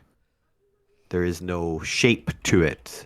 You're looking at almost just a black cutout of a child, like you're looking at a shadow. It watches essentially you. points it to it and goes, "Oi, fuck you too!" The silhouette tilts its head, staring at you with a vague sense of curiosity. It doesn't do anything else. It just watches. Oh god. Oh. Yeah. Fuck you is essentially just swearing at a god. Because, you know, that's what people do. It was just Yeah. fine. That's what Gwent does. I don't just swear at them, to be fair. You Yeah, assault you them as attack well. Yeah. So fuck you would be screaming profanities at this like figure, like essentially trying to goad them to come closer. Come on, As come on, the kill idea me. of the creature coming towards you crosses your mind, the creature begins taking not a step forward, that's an inaccurate way to describe it, but a blink forward. I was going to say, does it just like essentially appear in front of fuck you? Not quite. It blinks 5 foot in a slightly staggered diagonal to its left, and then after a few seconds have passed, blinks it's a again bishop another then. 5 foot to the right this time. And slowly, as the idea of it coming closer towards you appears in your mind, it does so. It continues moving forward. At any point, do you wish it to go away? No, he's just pissed the fuck off. He's looking for a fight at this point. As the thoughts continue, the creature continues moving towards you until it stops directly on the other side of the mirror, staring at you. And now that it's so close, you can confirm that there is no shape to this figure. There is just a black outline and a black void of a small child, or at least a media, or what would be a humanoid or human-shaped child. It is maybe half a foot or a foot smaller than you, but it's definitely proportioned as a human child. He's just going to be like, "What are you fucking looking at, you little fucking midget?" So they're bigger than you, which is great. It doesn't matter. It's about I foot said and a a foot. half smaller. Yeah, it's a little bit smaller. It's still a child, and Fukio Yeah. is still a full-grown goblin. Yeah, he's a full 3 foot. Yeah. The silhouetted child tilts his head in the other direction, staring at you still. He's just going to be like, "Fuck you looking at? What do you want?" The silhouette shimmers until it's replaced by a very crudely crayon drawing of Fukyu. Oh no, it's that thing from SpongeBob.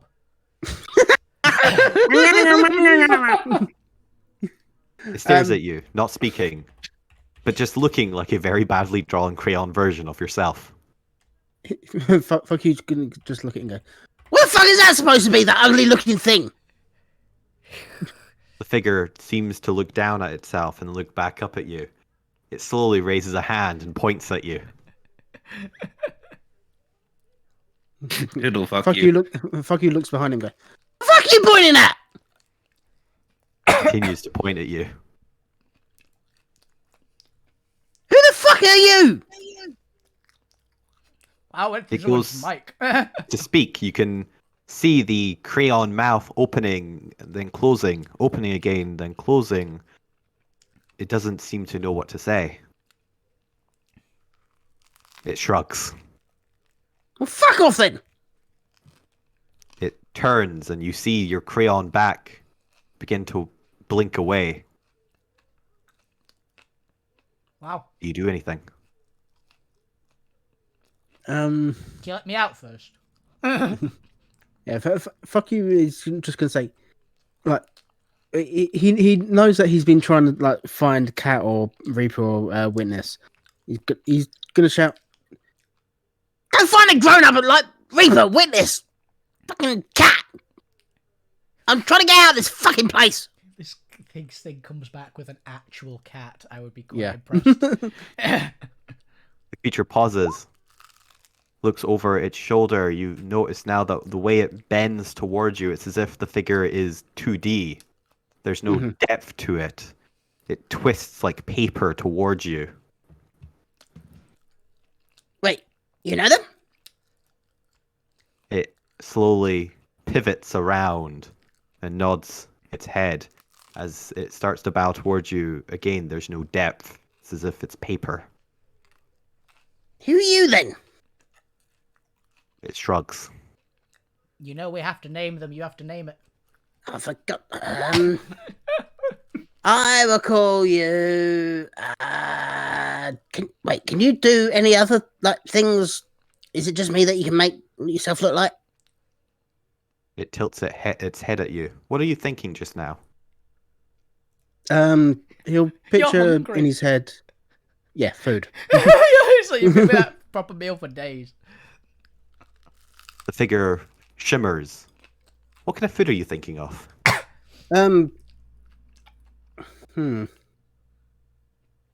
Probably just like Ramen. meat. Yeah, meat at this point. It'll be the ribs that we had. Yeah, probably the honeyed ribs or whatever it was. Yeah, honey ribs. It shimmers and suddenly the figure is gone. Only when you look down, there's a very crudely drawn paper ribs on the ground. Like fuck you, like essentially goes to run towards. It's fuck you's last meal. Yeah, and like smacks his head on the Bam! on the window essentially. Yeah, dimensional window. It's sore, but the the crayon plate of ribs sits there doing nothing. It doesn't even like laugh or anything, no. Or like jiggle about as if it's laughing. Do you laugh? Fuck, he's not laughing. No, he's hungry and angry. Then the creature does not. It turns into a shark. On the Well, spot. the vicious mockery is clearly not a rib tickler. Mm-hmm. So fuck, he's gonna be like, you can be what I think of then. What do you think of? He's gonna think of probably Alvina. I'm looking forward. Suddenly, the figure shimmers, and before you stands a crayon drawing of Alvina. Not far off from Alvina then. With no tits. Yeah, less bust. That's basically what I mean. Yeah. Because fuck you, he doesn't see like normal like secondary sex characteristics. He just sees like Alvina. She's probably more muscly than usual as well. And just like jacked. Like anyone seen, you know that episode of Avatar, where it's like they go to the theater and there's Toph who's played by like some 6'8" dude with muscles like a mountain. My name's Toph because it sounds like tough. Yeah, that's what I'm imagining here essentially. My name's Alvina, because it sounds like I'll fuck you up, mate. It sounds Alvina like I'm from not the very good at steroids. I'm not good at I'm not good at words. Yeah. So fuck you's just thinking is gonna say, so you kind of morph into like whatever I'm thinking.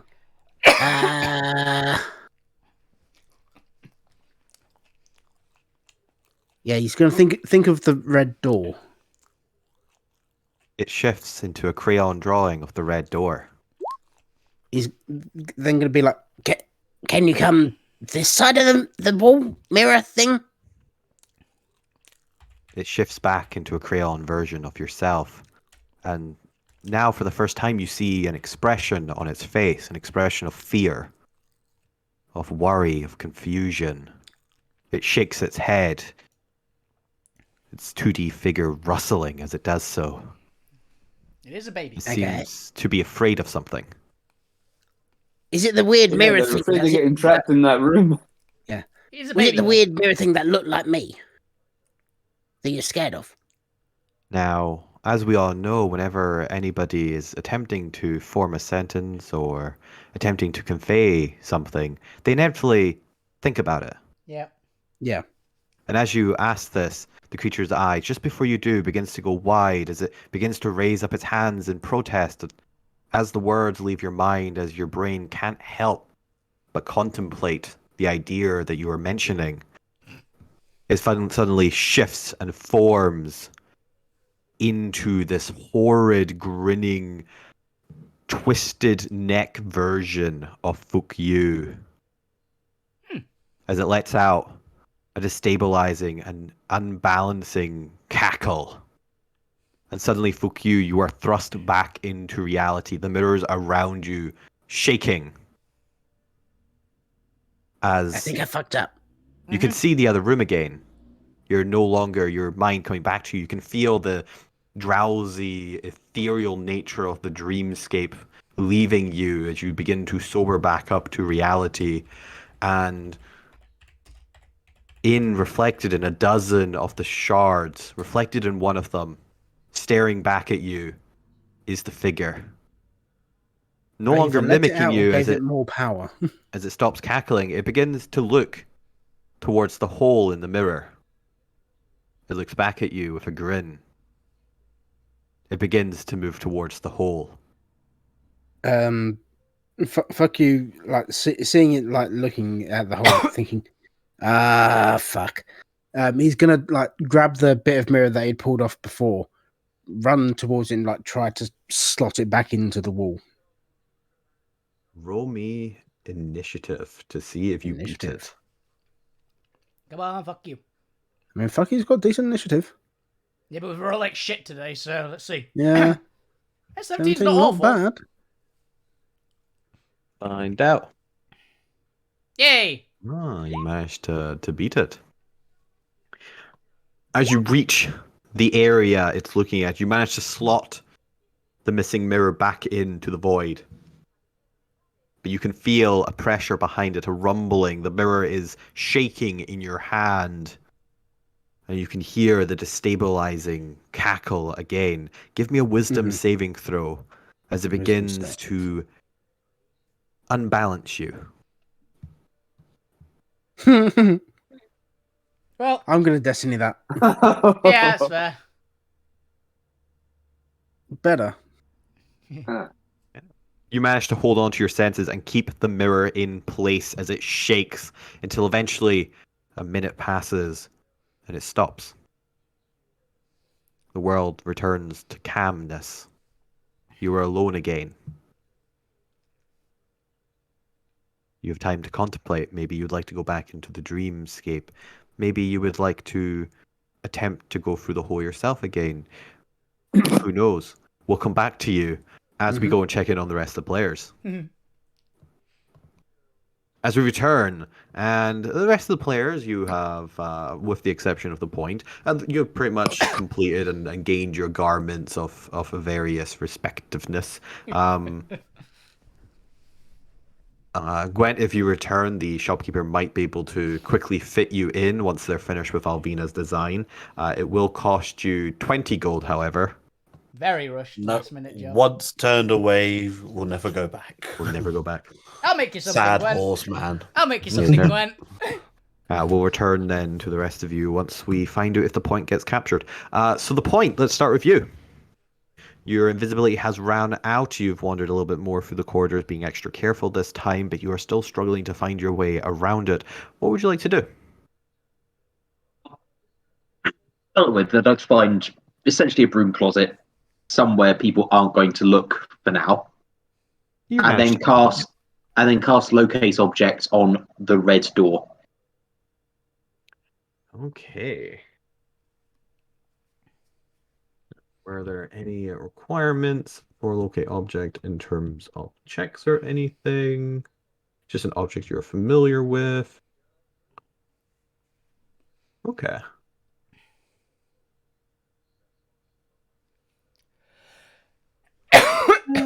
How familiar is old wooden door? Let's see. A wooden door as described by Alvina, as described by... Fuck you. Yeah. And as described by Lou. Fairly distinct. Oh, yeah, and... Luckily for you, there aren't like 20 identical old red doors. Mm-hmm. Yeah, that should work. All right. The spell glitches on or off depending on as you explore around, purely by the sheer thickness of walls around you. But exploring around, the spell doesn't stop working.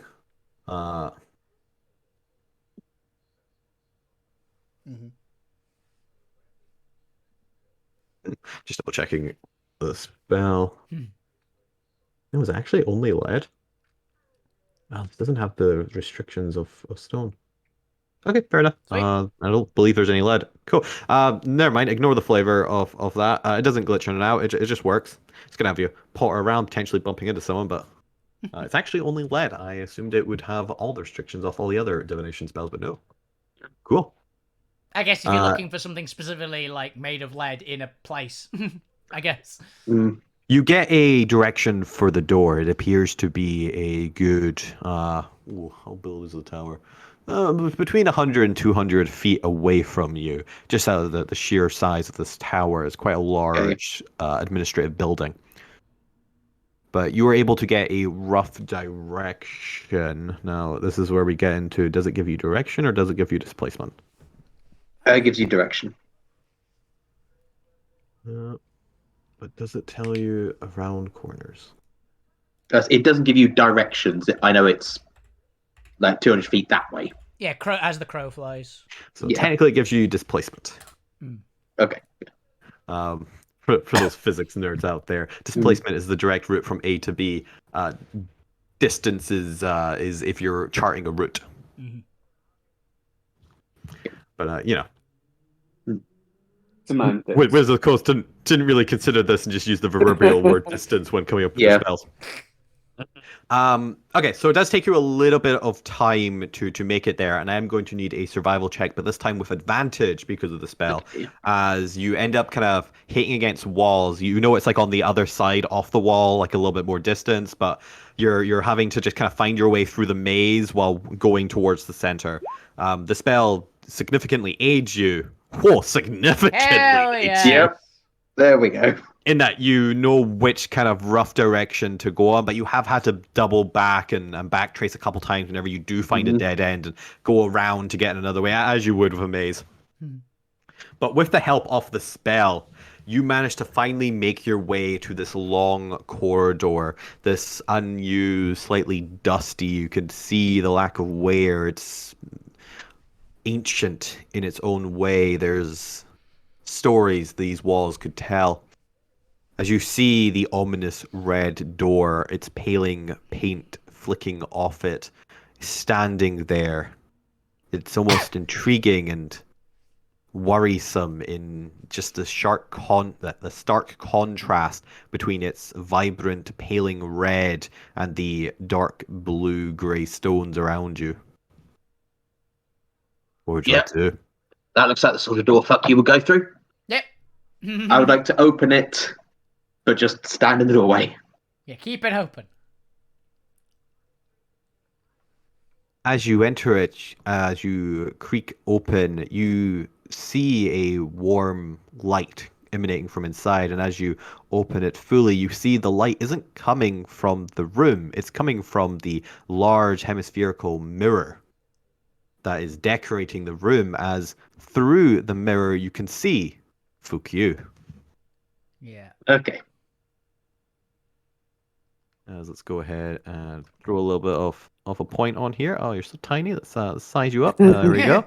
That's a rarity from usual. Usually points gigantic. Fukyu, as you're contemplating what to do next, the mirror reflects a change in your scenery. A creaking of a red door as it opens in the mirror, and you see, can your eyes behold, it's taking them bloody ages to get here. It's the point. The party must have finally found you.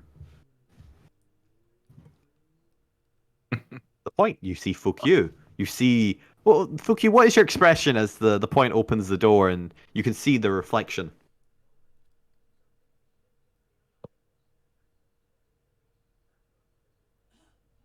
No one ever know what Fukyu's opinion Fukyu's is. died. Fukyu has died. Yeah. The point. What is your expression and feelings as you see Fukyu? In the reflection of a mirror, just to go, oh, bloody hell. Just... Well, okay.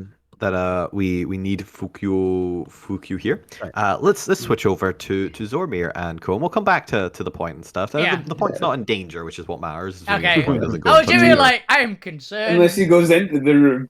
Oh yeah. I didn't realise my mic is muted. That I was actually talking. There we go. We'll come back to you anyway, because need to keep the camera moving. Zormir, you and Gwen, I believe, went to the miscellaneous workshop. The miscellaneous emporium. That was it. And to the goblin shop. The goblin shop. You arrive at the goblin shop. You open the door to the goblin shop. There's one or two people in the goblin shop perusing.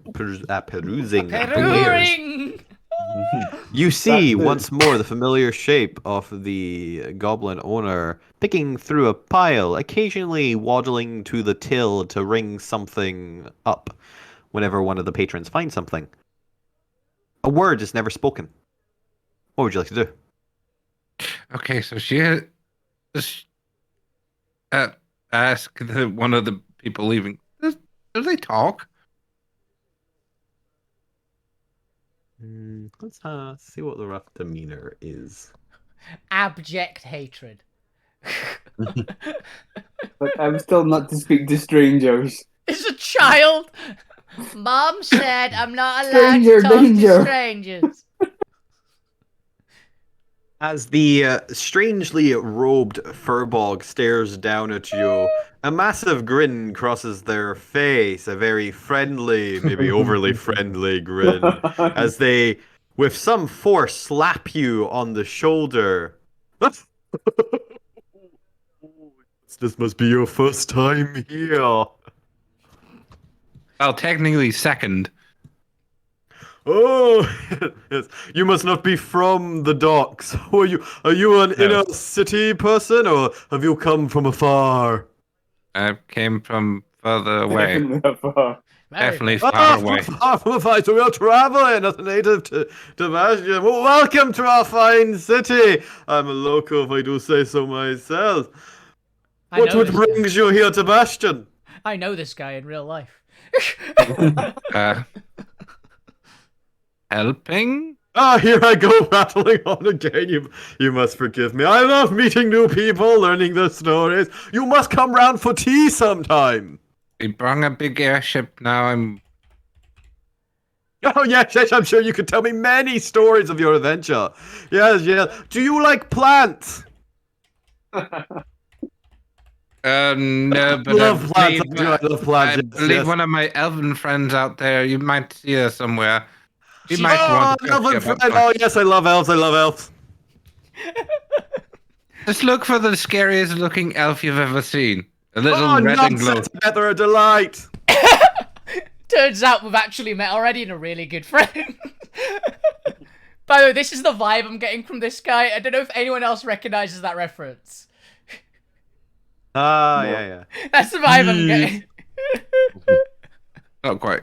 Shame the Reaper doesn't have that personality. Yeah, that'd have been great. Okay, so that still doesn't answer my question. Do they not speak? My name's Wheat Flour. What's yours? Zormia. Dr. Zormia. Oh, Zormir, put it here. He reaches out a hand and grasps yours and begins furiously shaking it. Okay, this is an overcompensating. Start psychoanalyzing them. Right. I'm like, No. Gwen's just going to be moving steadily away from Zormir. Like, I'm not being pulled into this. This seems like Give me a charisma I stealth don't know check. him. Christmas. charisma stealth. Oh, Charismatically stealthing away. oh God, what could that be? Nonchalantly stepping It away. would be whatever your expertise in stealth is. 'Cause I'm pretty sure you got expertise added to a Yes. charisma check. Oh God, so it's +9. So 19. 10. And then 19. 19. Okay. What is your wisdom check? Ooh. Okay. I actually don't think that passes. Wow. Interesting. We have a high passive. As you attempt to casually move around the encounter that is taking place in a little way into the doorway, your movement, unfortunately, is not inconspicuous enough as immediately you feel a spotlight on you, as in a big booming voice, Wheatflower goes, "And who's your friend here? Oh, you must be, what are you?" Because Chris has forgotten the name of your race again. Centaur. Centaur. And then You're a centaur! forget I thought Wasn't centaur. I was that like, cursed no, centaur image? is something else. Oh, as he goes over and begins also just Do centaurs have Yes. hands? Yeah. Upper torso Yeah. human, bottom half horse. That's a centaur. Remember the that's a suit. You're Remember the suit. You've traumatized. You've Image- repressed the memory of centaurs in their entirely.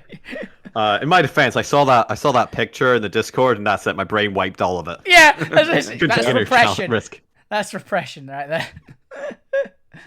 Oh no. Centaurs have hands. Big Zormir about that. He attempts to grasp your hand and shake it fervently. What's your name, good fella? You Good fellow. can call me the professor. Studying professor. What are you a professor in? Are you a herbologist? Do you like nature? Distances, usually. Distances. Oh, what a fabulous study! What a fabulous. What drew you to that profession? Why did you decide to study distances?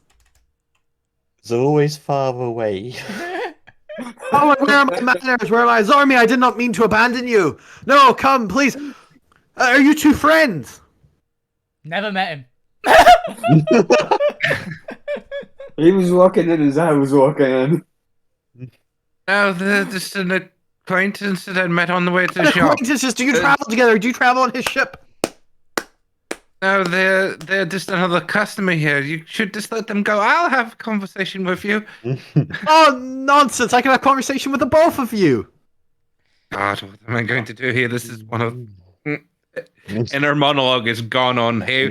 On like, how do You I both find yourself trapped in this conversation. How would you like to escape this deadly encounter? Teleport. God, I was honestly looking if I have anything that just teleports me away. Oh, do you have Misty Step on you at the moment? I'm trying to figure out. I know what I'm What going spells to have you do. got in your range? Gwent's gone. This is quite a big shop, yeah? Yeah, it's filled with piles upon piles of stuff, but the actual shop is perfect. large. It just looks very small. It's Oh, so no, cramped. no. That's fine. So I'm going to meet Dr. Zormir's eye. I'm going to touch my mace. I'm just going to steadily back up and spider climb up the wall away. Okay. Wheatflower watches you go with a grin. Oh, that's fabulous. That's fabulous. Did you know your friend could climb on walls? Yes. Oh, that's quite... Oh, he begins clapping. Oh, that's quite spectacular. This is where he casts Fly.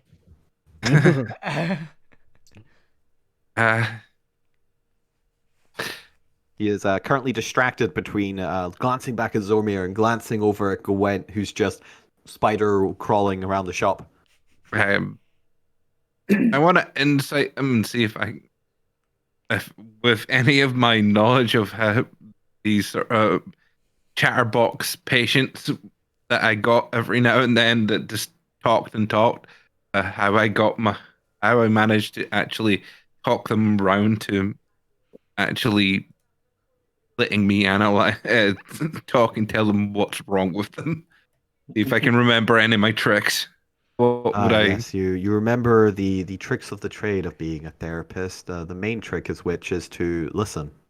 Yeah. And oh boy, did you succeed! And there's always a point of when you're like a prison therapist. The idea is not usually to let them let you go. It's not usually the aim. Generally, you succeeded by the fact that the hardest patients are those who don't talk. The ones who do talk, well, they're a delight because you can actually learn a lot if they keep talking. So your secret was to listen to them upon hours of your time together. You never needed to intercept. Maybe occasionally you get the odd, very short question here just to steer the conversation, but you never stopped them talking. No, that'd be ludicrous. You're a therapist. Your job is to listen. I'm sorry. Don't let them wandering about distract you. Not distracting all nonsense. This is fascinating. I'm loving this. Conversation about this town in general. Could you tell me a bit more about this? Oh, you want place? to know about the town? Oh, I could tell you so much about Shadow Cove. Oh, yes, I moved out here about, maybe 8-10 years. Oh, where are my manners again? We're blocking the entrance. Would you like to come round for tea? I'd be happy to tell you more. Unfortunately, I have a prior engagement with Oh someone. no! Oh, that's such a shame. What's the engagement? It's who were we speaking again? I was about to give me a minute. The Mrs. This is the mayor. Grensilly. Grancilli. We're speaking with Mrs. Grancilli. Grancilio, I think she's done a great job running the union. You know, she's been in charge for about 30 years now. Oh, she was in charge long before I came here. Oh, but she's done a fantastic job. Docks are always super efficient. I always make sure I get my supplies in from the mainland to, sell out to any of the tourists. Oh, maybe whilst we're still here, I may pop Absolutely, round. let's consider it a dinner date. Why don't you come around tomorrow? Are you free tomorrow?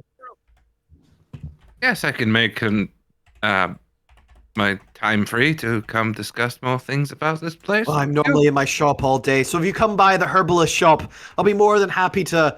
The voice is already going for this one. In short succession, the conversation goes on for quite a while, and the herbalist invites you around anytime. Just drop by, and they'll brew you up a very lovely cup of tea, and we'll chat your ear off. Thank fuck I went to the tailor's, not a list to get my leaf dress done. I will do my best. Be polite and convince them that I have prior engagements here and need to continue. As you do so, you finally, the conversation comes to an end. Only 40 minutes after it begun. You got 20 minutes before we're needed. 20 minutes of those of just closing the conversation. And yet, every time you said goodbye, the conversation seemed to go on for another 10 minutes. You're not quite sure how it happened. But eventually. In our note, find better ways to end a conversation with this person. The conversation does end. Gwen, what are you doing all this time as Zormir is trapped in a conversation for 40 minutes? He spider climbed out the building and away. No, they blocked the goddamn door, so I'm just going to be searching through the piles to see if there's anything interesting now. Ooh, give me an investigation check. What would Gwent consider interesting? Longinus. Spear of Longinus is here. Oh, it's the god-killing spear. I can imagine Gwent being really interested in that. Some kind of armor, things of protection. Or failing that, weird old medical instruments.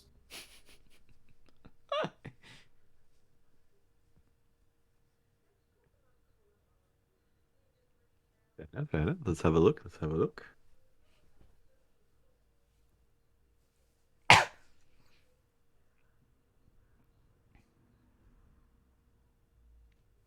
Alrighty. Zormir, roll me 3d20s.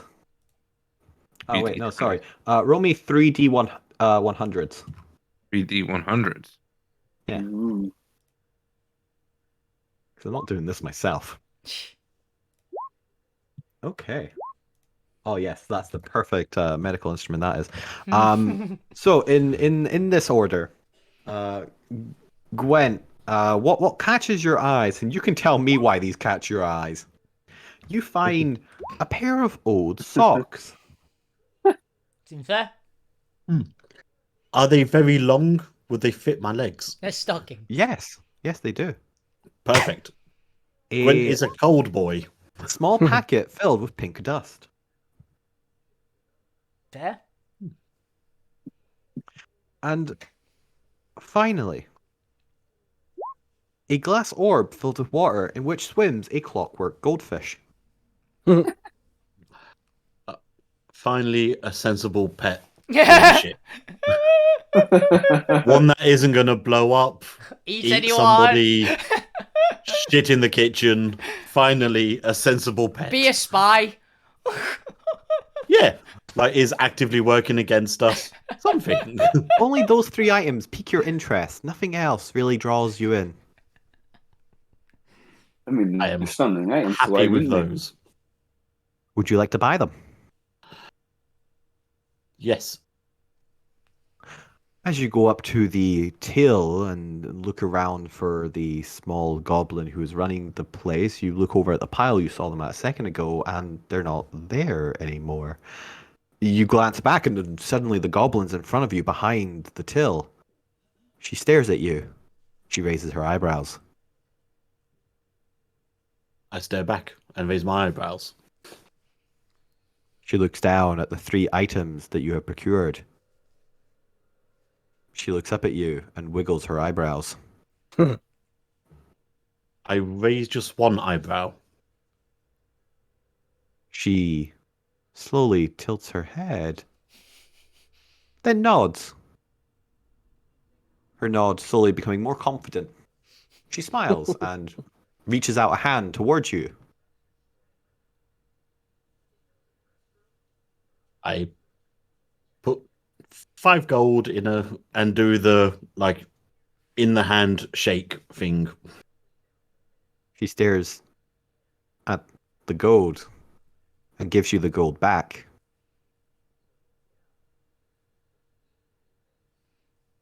Then I put the stuff in my pocket. She waves you away with a smile. Double thumbs up.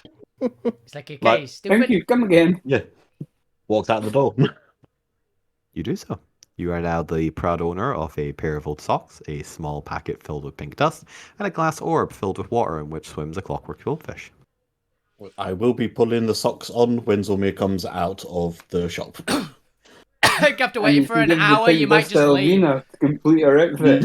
Zormir, 40 minutes have passed, but finally you are free. You saw Gwent leave a while ago, but the shop is now yours. What would you like to do with your 20 remaining minutes? For you have to hurry away to dinner. Okay. Right. Well, go over the goblin and say, okay, I was here earlier. I was going to give you this in trade for the thing that I spotted earlier. Do you still have it? She tilts her head at you. She shrugs. Oh, She looks Can I- around the shop. She looks back at you. Can I, I'm guessing a perception check to see if the thing's still here that I saw earlier? Yeah, give me a perception check.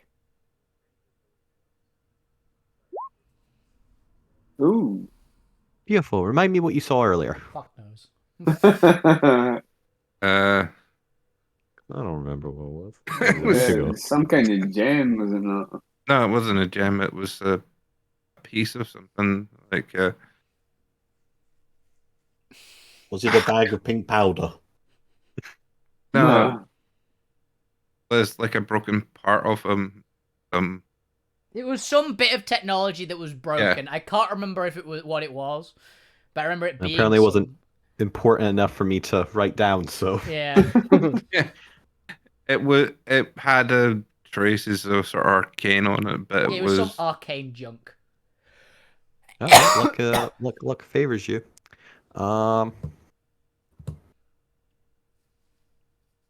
Let's have a look. Let's see what it could be. It's quite high luck. Make it something useful, something important. Define important. That's something that Zormir. Zormir, what is your main interest as currently? What's your main objective? I was Or your trying to current objective? I was trying to find something to help me finally get that little bit of inspiration to Fix your gun. fix my gauntlet to be able to control what energy it disperses instead of this D4 randomness. random roll. Because combining it with the Thunder Punch is going to take a bit more than just controlling what energy is dispersed. That's more of a. I figured that one's going to be a bit more of a difficult ask and a more difficult check. Interesting. Okay. And then if I Sorry, this item doesn't make that happen. one would be good here?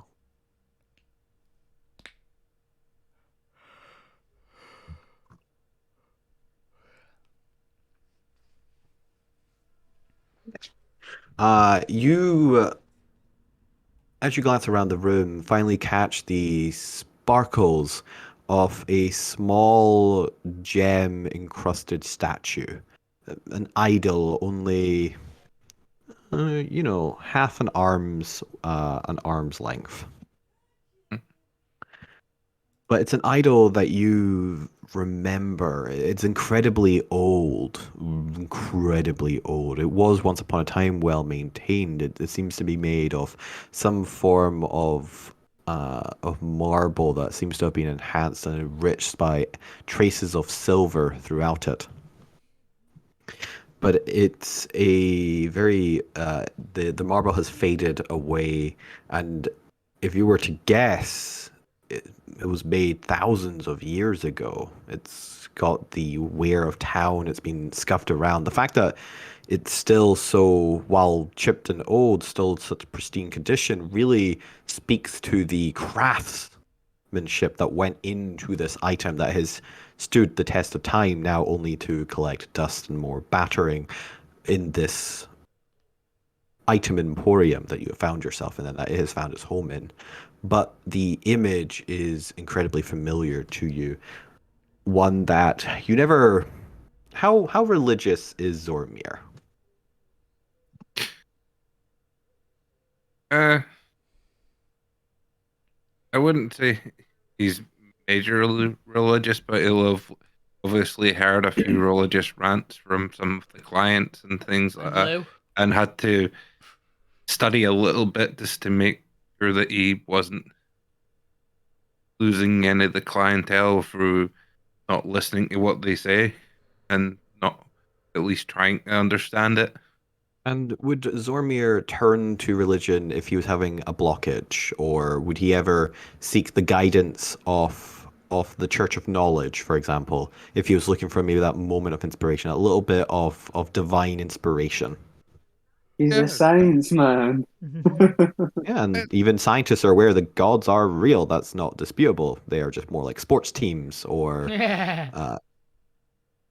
ideologies than beliefs. Yeah. Sometimes, because he knows that he can't be stumped with him at his work on his artificery, and he'll know there are some sort of gods probably towards that or something. Zormir goes, God damn it, Alvina, enough that he's religious. And most wizards or craftsmen or artificers will turn to the Eris Pantheon, the pantheon of knowledge, for guidance or protection and experimentation, or for to get an inspiration if they're hitting a blockade. So it's not uncommon. Religion is very much a common part of the Alterra life. It's kind of hard not to be when in the main sphere in the old world, the gods did rule dominantly overall. So you recognize the very old habit, and I assume Zormir maybe was a little bit more prideful, maybe didn't want to rely on religion, but wasn't opposed to, when he really struggled, would take up the odd, okay, gods, like if you have any idea of what I could do better, or maybe if you can just give me a hint, I can get back to work. In your deepest frustration. Yeah. So you recognize the marble statue of the goddess you know as Ivika. Ivika is one of the Eris pantheon. She is the god of invention and inspiration and genius. We met her, didn't we, in the other campaign? Possible. The name rings a bell, which is why I'm saying I think we met her. They are a common patron or religious deity for anyone who is focused on knowledge or invention. They are depicted as a feminine or a feminine presenting warforged, with a more sleek and android-like appearance, with multiple mechanical arms, almost spider-like, coming from their body, each limb with a different instrument or different scientific device. Only in this form, a couple of her marble limbs have been kind of broken away over time or worn down, and even the details of the face have been kind of worn from just time. But the essence is still there, and in the center of her forehead is a small diamond crystal that seems to have been chipped and cracked and worn away. It seems to almost also have a slight crust of dust and almost a glitter-like substance over it. But you see what's truly beneath that. What to others might just appear as an ordinary crystal, you, in your knowledge, gleam the true essence of what that crystal is. Presumably. Give me an Arcana check. Okay. 16's not awful.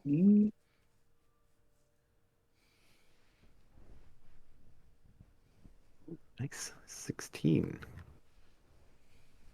Not the highest. It's not awful, though. Yeah. As you kind of clear away a little bit of the crystal's crust or whatever this glittery substance is that managed to have gotten stuck to it and is kind of obscuring its true origin or its true nature, you see that your suspicions are confirmed. In the center of the head is what appears on the outside to be Fool's Arcanite. You recognize this as a decoy, a fake. Mm-hmm. It is true the Fool's Arcanite that's around it, but as you gleam deeper in, you notice the small glimmer of true Arcanite behind the hidden false Fool's Arcanite.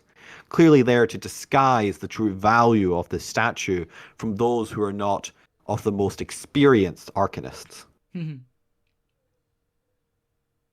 of the rarest and smallest samples you've seen, as this material is incredibly rare.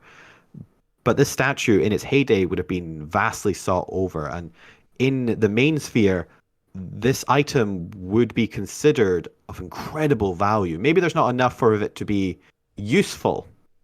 Maybe you wouldn't be able to use it as an arcane focus because it's too small, but the small bead that exists within behind the Fool's Arcanite would be of great reverence and almost a conduit to truly, or believed to be a conduit to get the best inspiration. You see a small bead of platinum arcanite.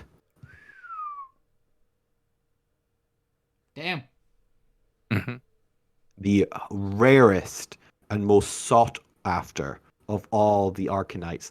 The arcanite of law. The arcanite that stands above all other arcanite.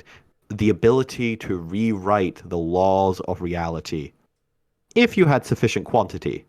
And a very precious and very sought after and useful component to any device seeking to bend reality. You remember seeing hints of it in the planar bomb that sent you here.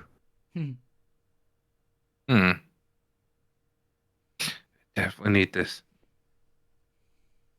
But it was also sought after and believed to be the best offering to which to show Ivica that you were truly dedicated to understanding magic and to invite inspiration into the arcane.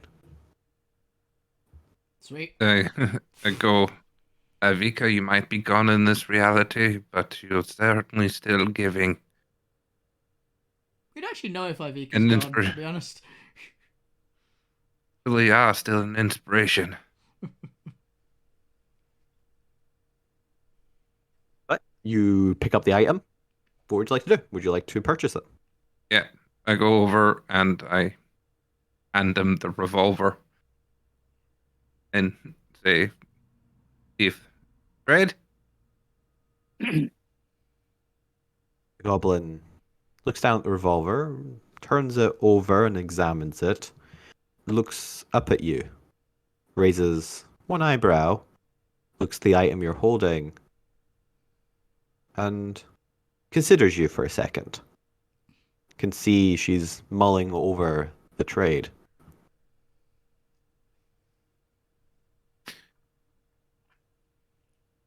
She lowers her eyebrow and holds up one finger. Not in any demanding way, but kind of starting to look away as if to hold you there, to pause for a second. 1 second, that kind of thing. As she disappears beneath the wooden countertop that makes her little storefront with the little till on the side. She ducks under it and vanishes for a second that runs into 2 seconds, 3 seconds. Do you wait? Oh, wait. I kind of appreciate this sort of seller as something kind of. She doesn't seem.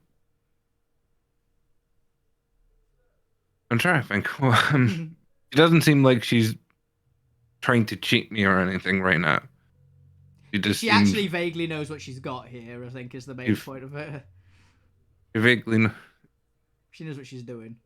And if I was to just walk off with the thing, I think I would incur the wrath of the guards as well. So I'm kind of like, yeah, I'll see what's going on here because I'm vaguely curious as well. Because I wouldn't have seen it as a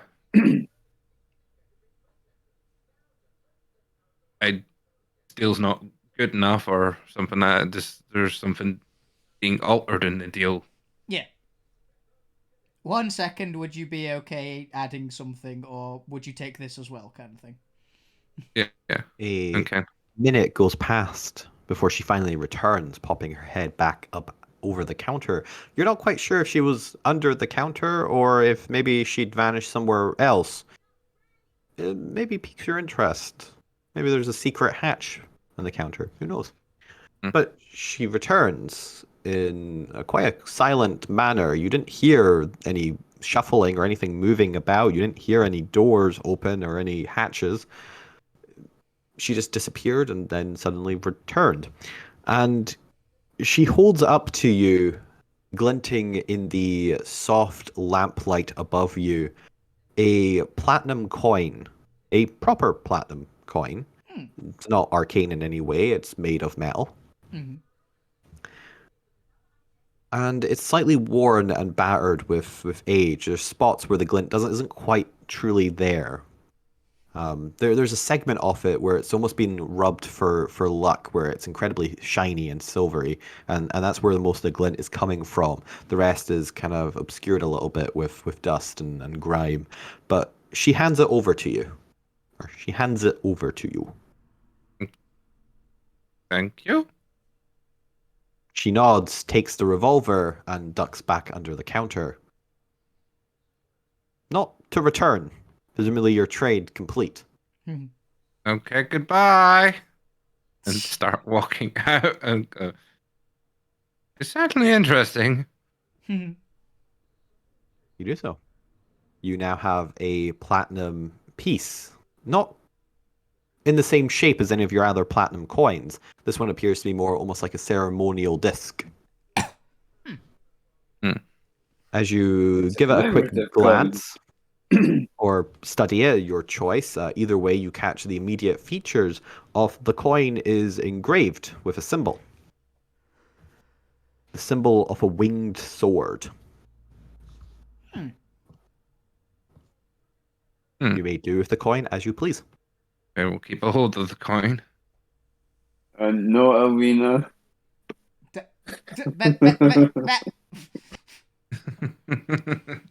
No, you don't get the winged sword coin. Why not? Because I don't know what it is yet. I want to find We out. never know what anything is yet, and Alvina gets it usually.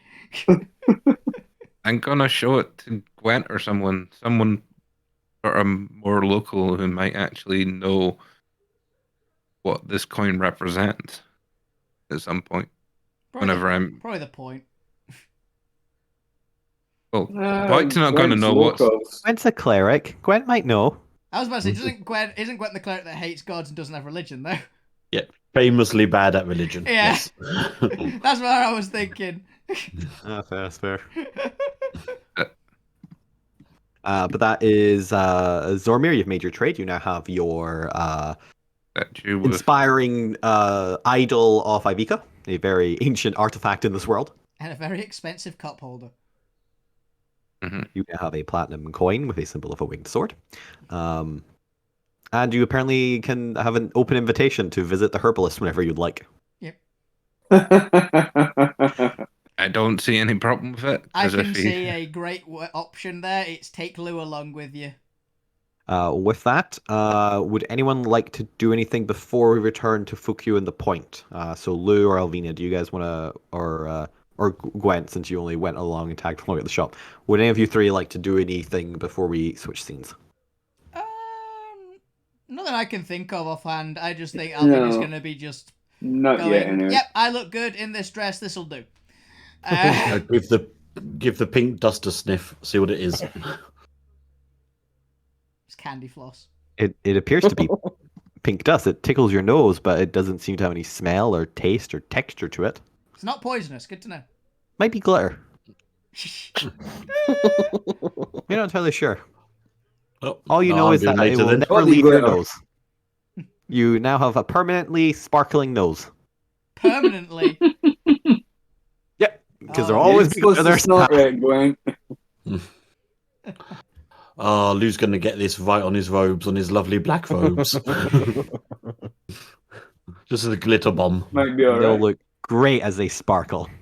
You're gonna just pour it on the Could point's do with some hair. sequence. You're gonna pour it on the point's hair. Just see what happens. But Point is forward and the head is very glittery. Maybe more and glitter. if there's nothing else, we'll go over and see what Fukyu and the Point reunion's like. Yeah. Okay. So As it's what visiting I- hours at the jail cell. Yeah. So what I was saying before I realised my mic was muted was when the Point entered the room, fuck you, like essentially ran over to the mirror and was shouting, "It's about fucking time! Where's everyone else?" And I hear that. Yeah. Yes. Okay. It seems Sound that. does go through. However, this room was set up. There was a necessity to have audio with the prisoner.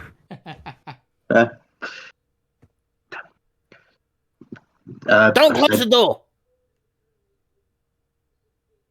I will look at fuck you. Say, I think they're still arguing with the guard outside. Okay. Step backwards and begin to close the door. Don't close it. Like you've been And- searching this building for over an hour now. It's like, oh, they're probably still outside arguing. Yeah, It's entirely possible as well. it felt like a week they were arguing out there. So Yeah. The point as you enter the room, unaware of not closing the door until Fukyu tells you, the door begins to creak close behind you from its own weight, and as Fukyu shouts at you, I'm gonna need a dexterity save if you'd like to keep the door open. Do not fucking dare fail this.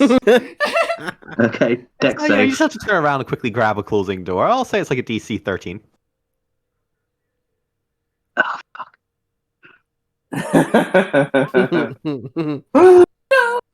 Destiny! My Jesus. destiny! Oh, and closing a door might end up in the death of you, the death of two characters. Both the bards. Would you like to do anything before I announce the results of your obvious use experience my keeping this door open? destiny.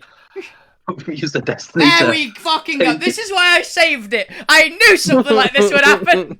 And are you using Alvina's destiny or your destiny? I already used mine, so Alvina's. That's why I knew you had. Yeah, I used it when trying to convince that guy that I was invisible. Yeah. Are we you allowed convinced to him use to pick destiny up it. points to block other people's destiny points? Not without permission from the other person, because we have to abide by standard RPG rules of don't be a Fair dick. enough. Not on If, this if, side, if, if you no. want to, I'm in. Oh. It's too funny to roll in Nah, that you're- one. You're fine. Goes, I'll grab the door. But you can use it for enemies, because you can fuck over the enemies all you like. Yeah. That's the point of the enemies. Yeah, they're NPCs. But you manage to twist around and kind of grab out with your hand and stop the door just as it is about to close. You slot your hand in between the gap and are able to open it Your again. fingers. Okay. How would you like to keep the door open? It's like a semi-heavy fire exit door. Its own weight closes it. So what I was planning on anyway, I'm going to summon Point Bot Oh, nice. to Okay. essentially hold the door. Hold the door! Oh, the door. Let's get some point bot in here. A little tiny point bot. Let's make you bigger. Oh, no, I need like the actual size. There we go. There you go, point bot. Hold the door. Just put him in there in the center. There you go. Point bot has been summoned. He is now holding the door open for you. It was either Point Bot or Merida. Yeah, just prop the door. Either would suffice. The door is now open. You can see back into the corridor. Well, you can see back into the corridor. Fuck you. As the door opens, you see nothing but a black void. Okay. Currently, the reflection of the corridor does not translate through the room's magic.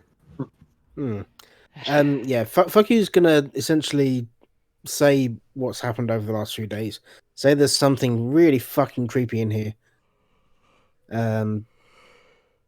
He's potentially met another one of the entities, You didn't name this one, though. but he hasn't named it yet. Okay. And they didn't help? They were like transforming into whatever I thought of. Oh. Then I thought of the weird, creepy thing. They kind of looked panicked, and then shit got weird. I think I may have given it more power. Okay. Whatever you do, do not think of a chicken. Well, I thought of ribs. That's fine. Um, Anyway. Yeah. So, but if I tell fuck you to not think about chicken, always going to remember the chicken, not think of the thing. Mm-hmm. Yeah, so I've been essentially, from what I can tell, stuck in this mirror for the last few days, minutes, weeks, hours. How long's it been? Oh, about an hour. Well, about an hour until we came to the guard's room and came in here to find you. Time must be weird in there if it feels like days. It's been about 2 hours since the first message to Alvina, I think, so... I mean, it's probably been a good 6 hours since fuck you messenger, or last message anyway. Fuck you's gonna say, Is there any like switches or buttons or things there? Are there? Not that you can see, the room appears to be empty, but you already knew this from when Lou had a good look around the room. There's nothing out in the corridor either. What did you do to end up on that side? I mean, I came in the door, I closed the door, and then the door was gone from my side. Okay. Don't close the door. I'm going to try something. Okay. Closing the door. Not while I'm on this side of it. I'm going to leave the room. Okay. Switch place to the point bot. Send point bot in. Close the door. You do so, you close the door. From the point's perspective, you are out in the Funky corridor. and Point Bot dies. What would you like to do, the point out in the corridor? Wait a minute. Just long enough that fuck you thinks I'm gone. And then we open the door. A minute goes by. You open the door. Point back glances back at you, confused. He's still in your Okay. side of the room. That didn't work. I tell point bot to hold the door again and step back in. You do Right. Wait a minute. I've had a thought. I can't... Has anything changed since you went in, apart from you being on that side? I mean, I broke the mirror. Oh, I can see it. I mean, I can try and fix this. I have duct tape. Oh, you're the one who has the duct tape. I mean, I don't think tape's gonna really fix it. I also have mending, but That'll take a while. Yeah, that'll take a I can while. cast mending 10 times faster than anyone else. As you're having this conversation, you both on the peripheral of your consciousness, notice a slight, ever so slight, shaking of the mirror pieces. Enough that you could easily ignore it if not for the strange kind of catch like shimmeringness on your peripheral vision. Are they moving for you too? Yeah. Right. I think I What, fucked up when I broke the you got the mirror. door? I'm gonna. Puddles. Pokemon doesn't speak. I'm gonna attempt to mend some of this. Let's hope for the best. Okay. Okay. Oh no. When Okay. Point does that, Oh, Fucky's no, I gonna don't like that. yeah, Fucky's gonna sit back down and try to get back into that dream space. Oh no. Ooh, give me a wisdom check. Wisdom check. See how quickly it takes you. What sources? They're unnamed. Not 18? even their job. 18. Well, it takes you mere seconds. You've somehow you've gotten more practice and experience. It's probably the exhaustion from being in the room already. Yeah. You That find it and- or easier he's to probably zone not in or pissed out. off. Yeah. He's probably not as pissed off now. He's too tired to be angry. Yeah. He's angry. You find yourself back in your ethereal dreamscape. A similar situation as previously. The mirror is completely fixed this time, and the scenic nature beyond the mirror as if it's a window. He's going to be thinking of the point and like looking out in like face up against the window, looking for something that looks like a crayon drawing of the point. Give me a charisma check Charisma check. as you force your will back into the world. Only 11. Has a 4 on the die. It takes a couple of minutes, or a couple minutes go by, but nothing appears. The creature does not return to you. Fucky's gonna start calling through, just being like, "Look, I'm sorry. I didn't mean to think of that thing. I don't know what it did to you. I'm really trying not to think of it anymore. I just want to say, if you're still there, because you were like changing into things, I'm gonna name you Morph." Yay! That's what I was going for. It's more. Yeah. Yeah. I like And it. then don't know if it's in there, if it can hear me, if it can like sense being named. But then Fucky's gonna be like, I don't know if it's this specific room that I can get into here, or if I can do it anywhere else. But once I'm safe and away from here, I would try come back. We'll have a chat. Bye. Wait, what? You do so. It takes you a couple of minutes for all this to play out. As the point, we return back to you, and you can see Fukyu in the other room through the mirror, kind of meditating, their eyes closed.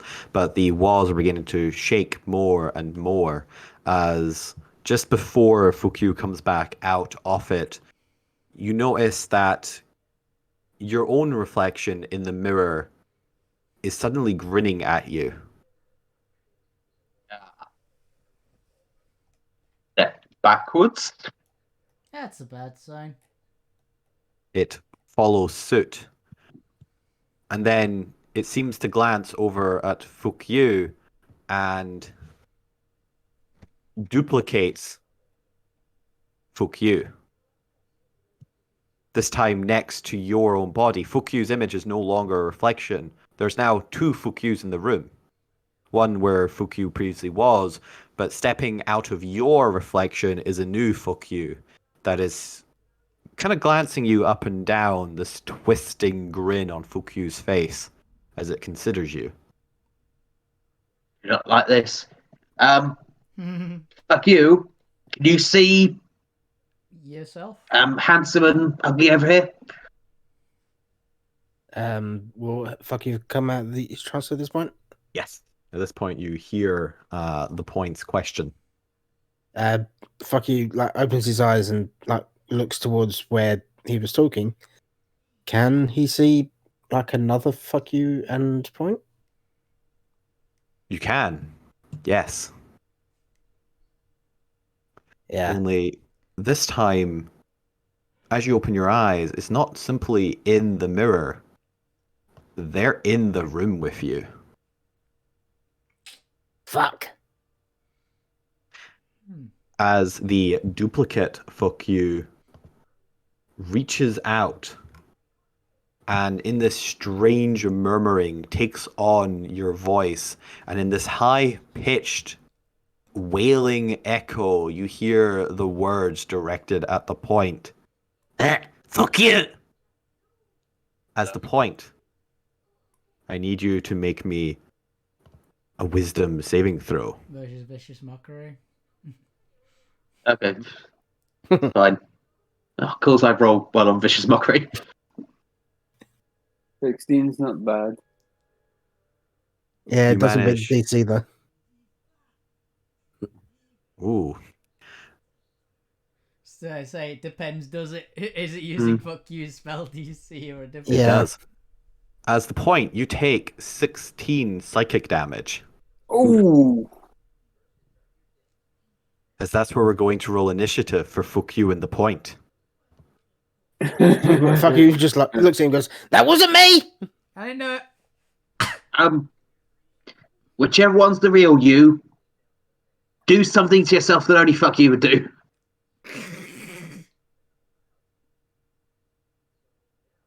I mean, Um, that's quite broad. It's also very good. I have myself selected. What's your favourite lampshade? I was about to say, yeah. Fuck you's fuck gonna you and fuck you. grab- Which one's first? yeah. Instantly pulls out his lampshade. Gotta be able Well, to not distinguish not the normal one. It would have Yeah. been one of the ones that he like found. Oh, it's his special one. Yeah. It's an extra one. Spare. This? Hey, there's now only one of you in there. And that lamp, but And you the know, lamp. one of you and a lamp. Oh, for fuck's sake. Hey, where'd that lamp come from? Was it always there? Ah, fuck you. You turned it into a lamp. Good for you. Let's get you out of there. You see some really strange, twisted grin on your face. That's kind of normal, though. It's fuck you, isn't But it? we'll come back to you guys in a little second while we'll go check in with the rest of the party. As well, it's time for the time has elapsed now. It's time for Hey, dinner wait, date. what? Lou, you're rolling initiative, apparently. I see that. Lou's in combat. Who's in combat with No, the you're not in combat. The Get out. entire town. You're here. Emergency mission with both of the bards gone. Luke Yeah. Grimm, as you notice the clock, the time on your internal clock, you are aware that it's been nearly 2 hours since the point went in. And also you have a dinner planned where the rest of your party is going. What do you do, Lou? It's been 2 hours. How long do you wait for the point before assuming he's dead? 10 minutes. I mean, you've waited 3 days for the fuck you. Yeah, but that was for fuck you. Wow.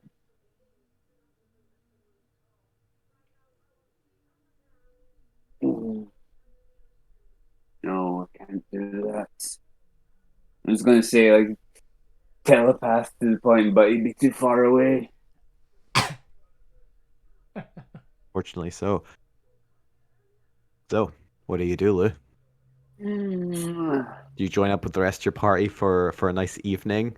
Or do you stay out in the cold watching a guard's tower for the faintest hope that the point might return? I hate to say, but I need to go to the party. I don't know what you mean. The fact that you Too many people missing at the party, they're gonna think something's wrong. I mean, something is wrong, but Yeah. Yeah, I know that, but 3 members of the party not being there, that's like half the party.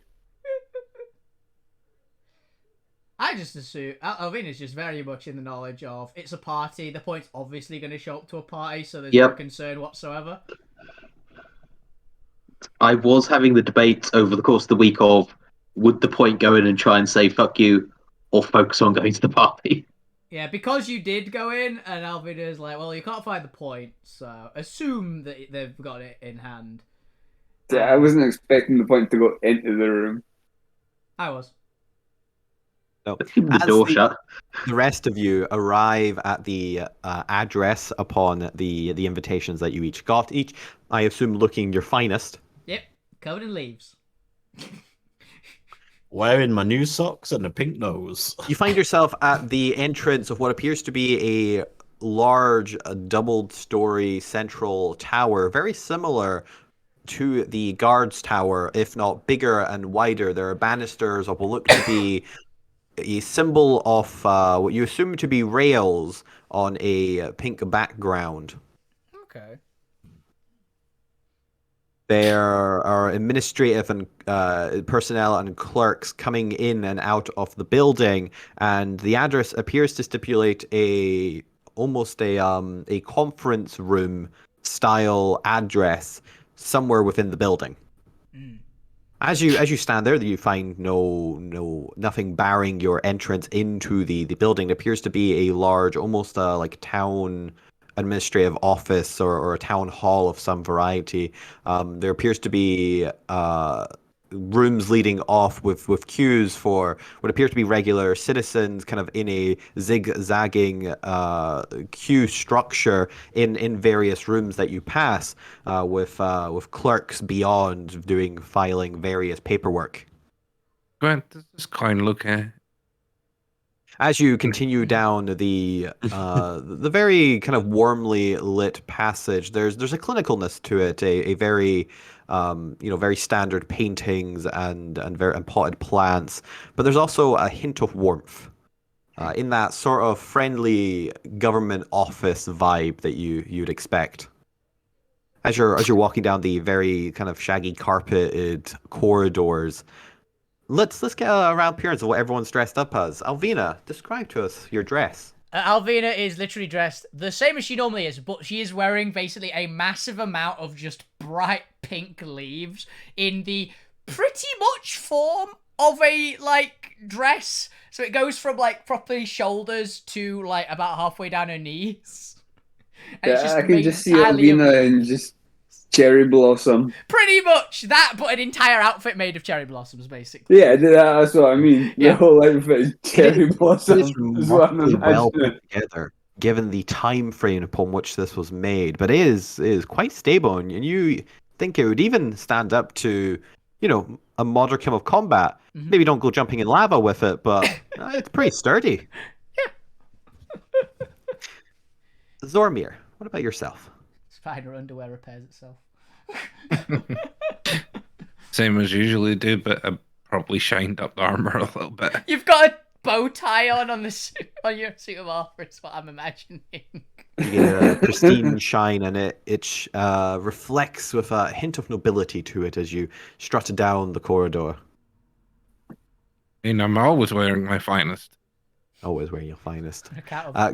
Gwent, what about yourself? I'm wearing my lovely new socks, and I've nicked one of the tablecloths to be to go over the back half of me. Yeah. Because I don't have any fancy clothes. I was gonna make you, but you ended up being stuck in a freaking clothes shop. You did. And Lou, you spent the last 2 hours just watching a guard post. Did you have time to change? What do you look like? They said they cleaned up at least. I got similar to my usual robes, but a bit nicer, not as dirty as it would be. It's your ritualist robes instead of the Yes. normal cult meeting robes. Ritual It's robes. my ceremonial robes. The more The everyday robes. No, They're Special exactly the same. occasion ceremonies. They're exactly the same, but the writing is just different on them. And there's less dirt. Very nice. You find the building is well documented. You were never in the station to know it wasn't. But you find the government building well documented. There are labels and signposts that direct you to the various conference rooms as you make your way to the inner sanctums of the building and find yourself at pristine, what appear to be charcoal gray doors with a little copper nameplate to the side that just reads Ambassador Suite. Oh. Dibs on the Ferrari. There doesn't appear to be anyone at the door to greet you, but as you go to push it, suddenly the doors open with expectancy. And you stare into what appears to be a very similarly fashioned room to the corridors, maybe a little bit more spruced up. There are slightly larger plants, have a little bit more variety, a couple more grander picture frames along the quite a large, not quite circular, but almost octagonal room. A large circular table has been laid out with a tablecloth and chandelier in the center with plates with silver hoods adorning it. Or whatever you call the silver lids on plates. Gosh. Glasses and bottles around the centerpiece. At the other end of the table sits what appears to be kind of on a couple pillows, old gnome with long straight grey hair and grey eyes, wearing a silky with silky white skin, wearing what appears to be just a rather finely made clerk's outfit. There is a small tattoo of a railroad on her left eyebrow. Okay. She is currently sipping on a small glass of what looks to be a bluish purple drink. To either side of her are two kobolds with black scales. One, what appears to be a little bit older, maybe not quite elderly, but maybe upper middle age, with white hair and purple-green eyes. They are both wearing black leather with several compartments around the body, but no visible weapons on them. Their cloaks overhung on the chair behind them. Across from the older kobold is the younger one, maybe in their early 20s. They have short curled brown hair and golden eyes. Okay. The first one has a more stern, grumpier appearance, as might befit a veteran of some industry. The latter, a little bit younger in expression, a little bit more lively, and with a much more filler cup of whatever this purple-blue liquid is they are drinking. They all glance up in your direction as you enter. Oh, and behind the, because you can't forget good old Norman Current, who's acting as the butler. Behind Grincelli, kind of in the shadow, to the point where you don't immediately clock them until you take in the full room, is the familiar visage of Norman Kent, the gnome clerk you are all too familiar with. Yep. Would you like to do anything before they speak? Would you like to wait for them to introduce themselves, or would you like to go first? I'll wave at Norman. Norman tries to hide a scowl, but isn't able to succeed. A rare occasion for him. You have the image. He's rather mastered the art of a blank poker face, but somehow you've managed to break any attempt at hiding it. We dragged him around town for like 3 hours looking for various people. I'm fine to let them introduce themselves first. Then the first one to speak is the elderly gnome, the one that you presume to be Grincelli. Guests have arrived. Fantastic. Please take your seats around the table.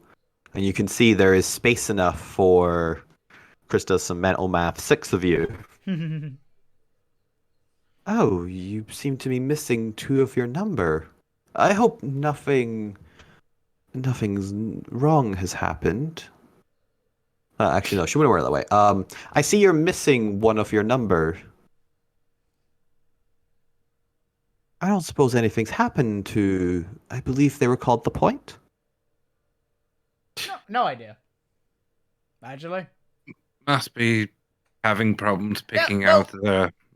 they'll show up. They always do. Probably being fashionably late. There's not a dramatic point for him to walk in yet. So Yeah. Yes. Ah, yes. Well, please take your seat. We did lay out a table, a plate for Master Fukyu, but I hear he's rather indisposed right now. Yeah, apparently. Yes. They seemed We quite would like- concerned about it. Such a shame. I've requested one of our delicacies, one of our specialties of the district. Looking at Alvina's, going, "She's gonna eat the." Would you care If for Rocky some doesn't berry turn up, wine? then Certainly. It's a delicacy of Bastion, grown from a rather strange mushroom grape. There's quite a lovely silky texture to it.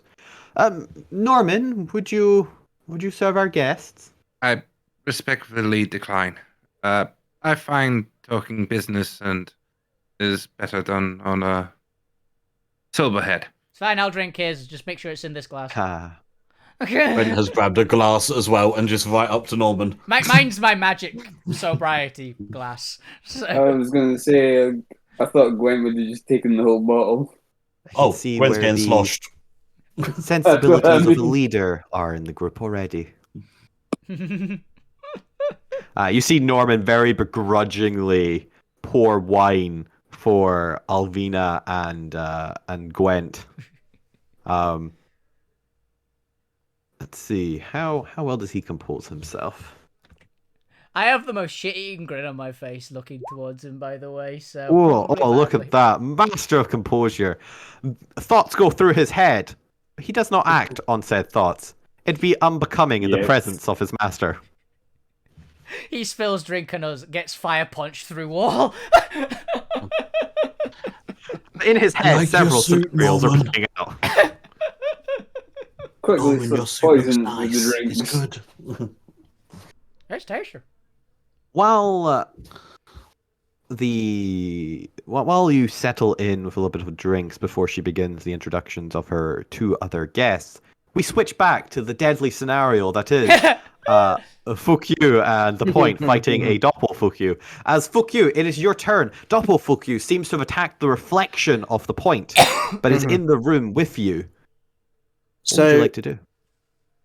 Fuck you is going to, as his bonus action, is going to cast 4th level. Is it 4th level? Mm, Yes, 4th level Shadow Blade, nice. and then as his action, he is going to run up to fuck you, doppelfuck. Double fuck. Doppelfuck. I'm gonna call him Doppelfuck. You. And slash at him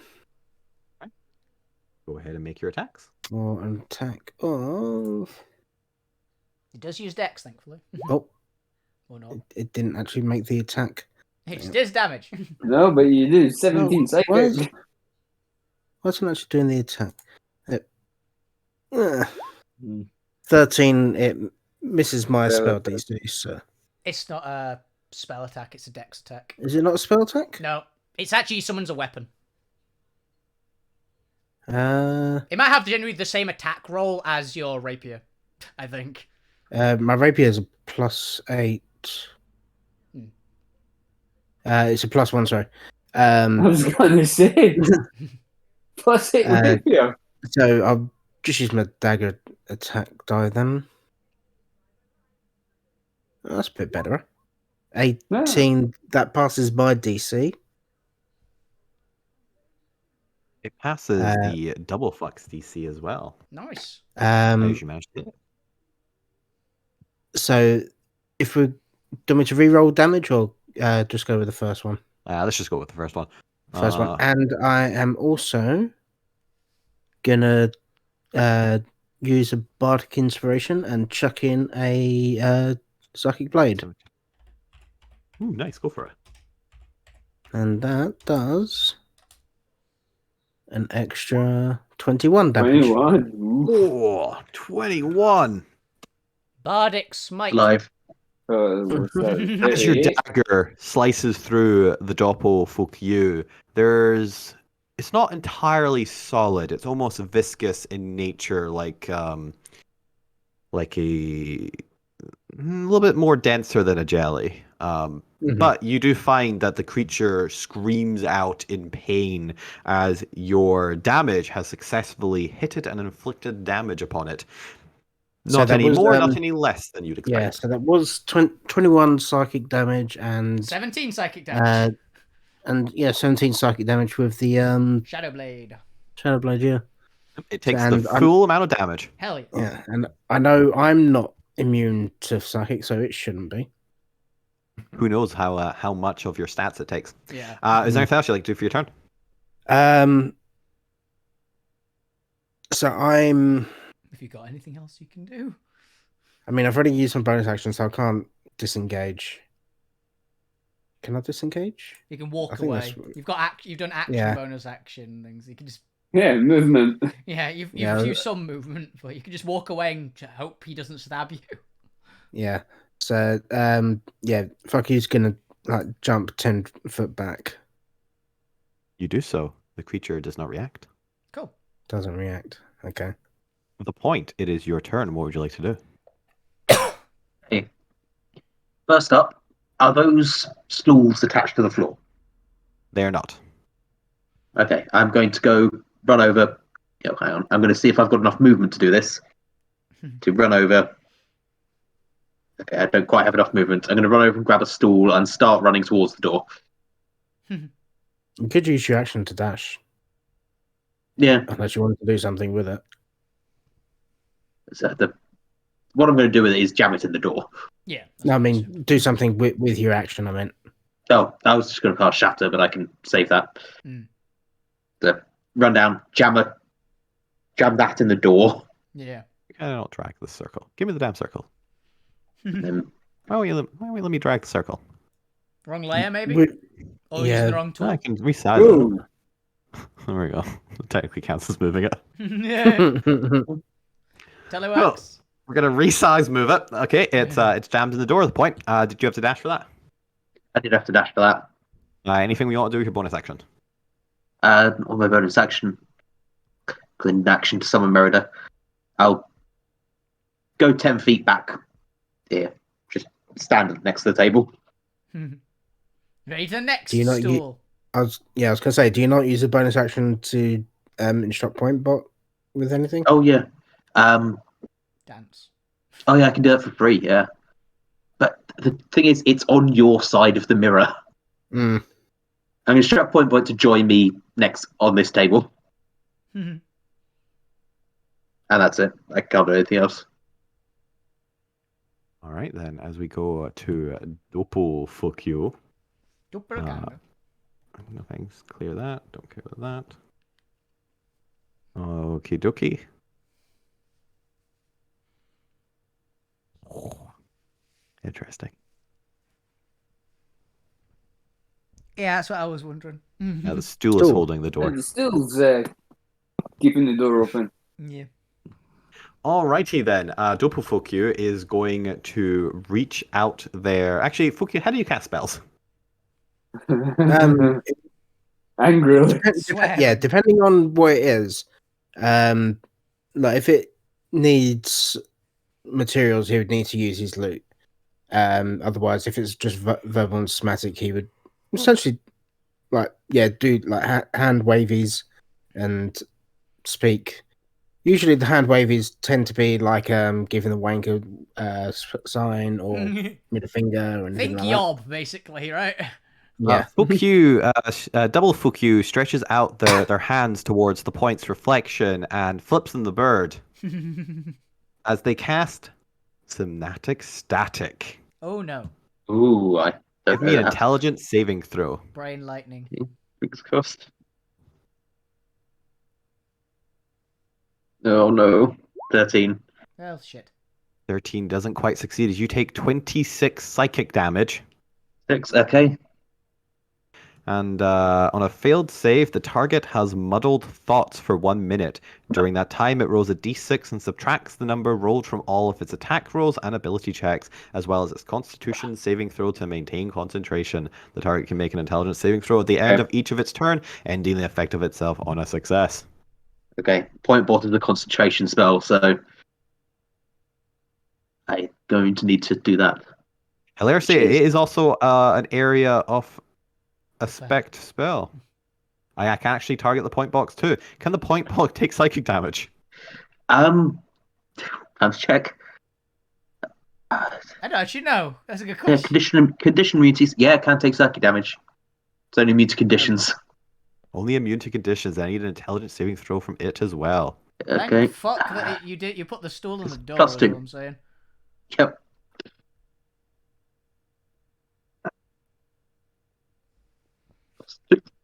See if the points can point box Nope. survive. Oh wait, no. No, that's on that one. That is even worse. Then unfortunately, it too takes 26 psychic damage. Yes. Wow. Point bot's not supposed to take damage. It has. If it's any consolation, It similarly, mental. I guess, has muddled point bots and subtracts the d6.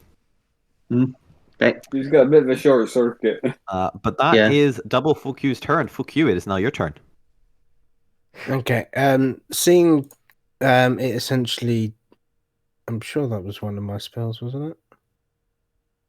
Yeah, synaptic static. Because it came off of your character sheet, I assume so. Yeah.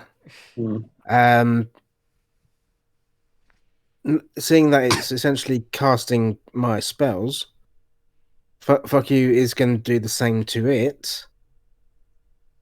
Ring out his like flip off the bird at him and go, Have a taste of your own medicine, you cunt! Wow. and yeah, cast synaptic static. Synaptic static. Okay. It has its own mental stats, so let's see here. Okay. 13, it fails. Hey. Cool. Very And it'll take the 32. What kind of damage was that? More Psychic psychic. again? We already know it's fine. Yeah. Its face begins twisting and forming again as half your face begins to droop down. It glances at you and then back at point. And in Celestial seems to utter something. Do either of you speak Celestial? Nope. Celestial. Point what does? Point does. Yeah. Let me just double check something. Gotta check the name of this. Icarus, give us what is ours. What? In Celestial. But that's Fukyu, is that your turn? And I'm just double checking my bonus action stuff.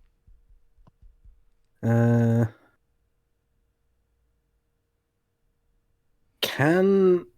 I?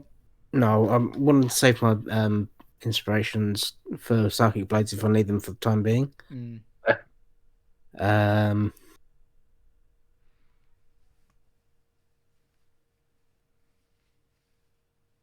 Yeah, that's as much as I'm going to do for the moment. Then the point, it is your turn. Muddled thoughts.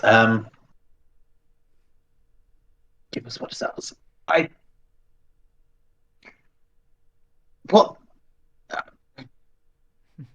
The point will start looking through his pockets just to see if he has anything that is theirs. What are you keeping in your pockets? Was it keeping in their pockets, precious?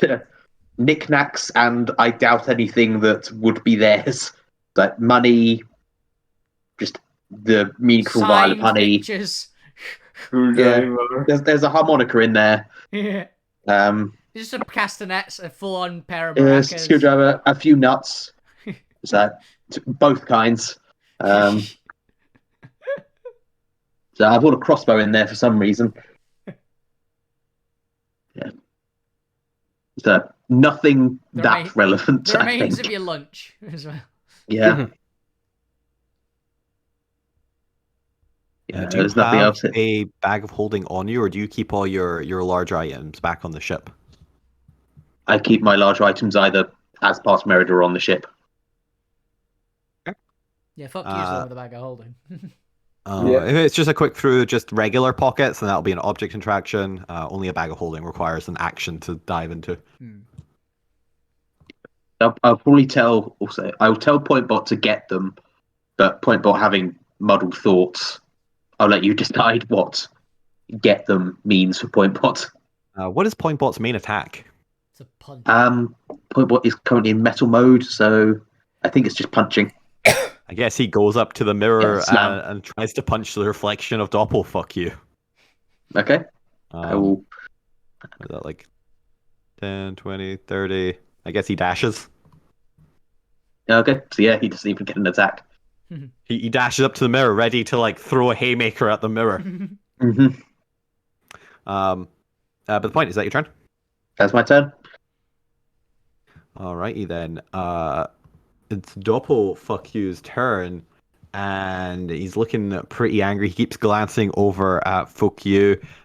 Is gonna. What's this? Fuck you. What's your speed? 30.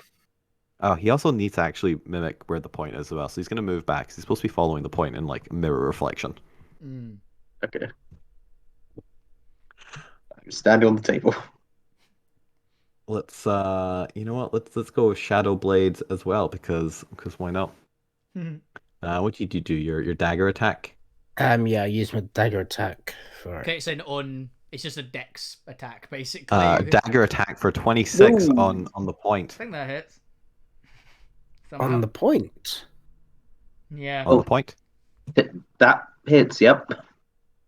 Or is that damage? No, that's a hit. Ooh, can you upcash? You can. You can, yeah. No. I think it caps out at 5 for its damage. Something like that. No, it caps out at 7th level spell. But I don't even know if you have any of those. Not Go yet. ahead and cast it at 5th. Yeah, so it is 4d8. As again in Celestial for 18 psychic damage to the point, you just hear in Celestial, "Give us what is Kyrus's." Oh, also by the way, it's 4d8 plus his dex. If that matters for it. It's just a finesse weapon. It gives you a weapon. Yeah, and I guess extra +3 to that for 21. It'd be plus extra 3 damage on Yeah. double fuck as well. Okay. So take 21 psychic damage, and he continues to spit saliva at your reflection. I am not looking good. I bet. You can actually feel. You don't feel the wetness of it, but you feel almost an imprint, an idea of saliva splattering at your face as he's shouting at you. Did you remember to roll your save against the muddled thoughts at the end of their point? Oh, I did not. Was it intelligence again? And also, did you say the point bot is concentration? Point was concentration, yeah. Give me a concentration save for taking damage. I can't remember what the DC is. It is DC 13. Okay, point was still up. For the intelligence. With a minus to it, remember? Yeah, Yes, minus D6. Oh, for concentration saves, yeah. Minus a D6 Well, concentration yeah. save. I mean, it's a DC 13. You can't. You can't. Yeah. Can't roll high enough to get for it to matter anyway. Okay, we'll do one more round before we head back to the others, because then we'll probably wrap up for the scene. Fuck you. What would you like to do? Double fuck doesn't seem to be attacking you. No. That's never stopped you before. Yeah. Just stab him. Um, Oh yeah, fuck. Did the Doppelfuck? Actually, I don't think it mattered because it was 26 in the roll. But I was about to say, I don't think Doppelfuck rolled the negative for being sent to static itself, did it? no, that didn't. He did not. It was a Dutch, we've got a bot in chat. Bot in chat. Ban it. Yeah. You might have to go. Ban this. You might have to go to the moderator tab, but now they've messed with it. Oh goodness me. The little sword button at the bottom, and there's like a ban options in there. Was this in? Where did I go for this? Creator dashboard? It's No, fine. I should have it. It's on the da-da-da-da. chat. There's a sword at the bottom, which says go to moderator view, Ah. and that's Okay. usually where you have to ban people now. It's a bit more of a pain in the ass. Nice. Yeah, Twitch, could you do us a favor and put that back on the default page as well? You've banned really Bob missed- as well. You banned Bob. Ban me. Apparently, you've No, been banned. Bob did the Oh, banning. Bob. Oh, Yeah, I did the ban. I read that as Yeah, Bob it's got moderator banned. privileges. No, I brung the sword of Nice Damocles job. down on their head. Bob gets a destiny point. Good job, Bob. Banning You that. defeated an enemy. Yeah. So Not Zormir, just Bob. yeah. Fuck you.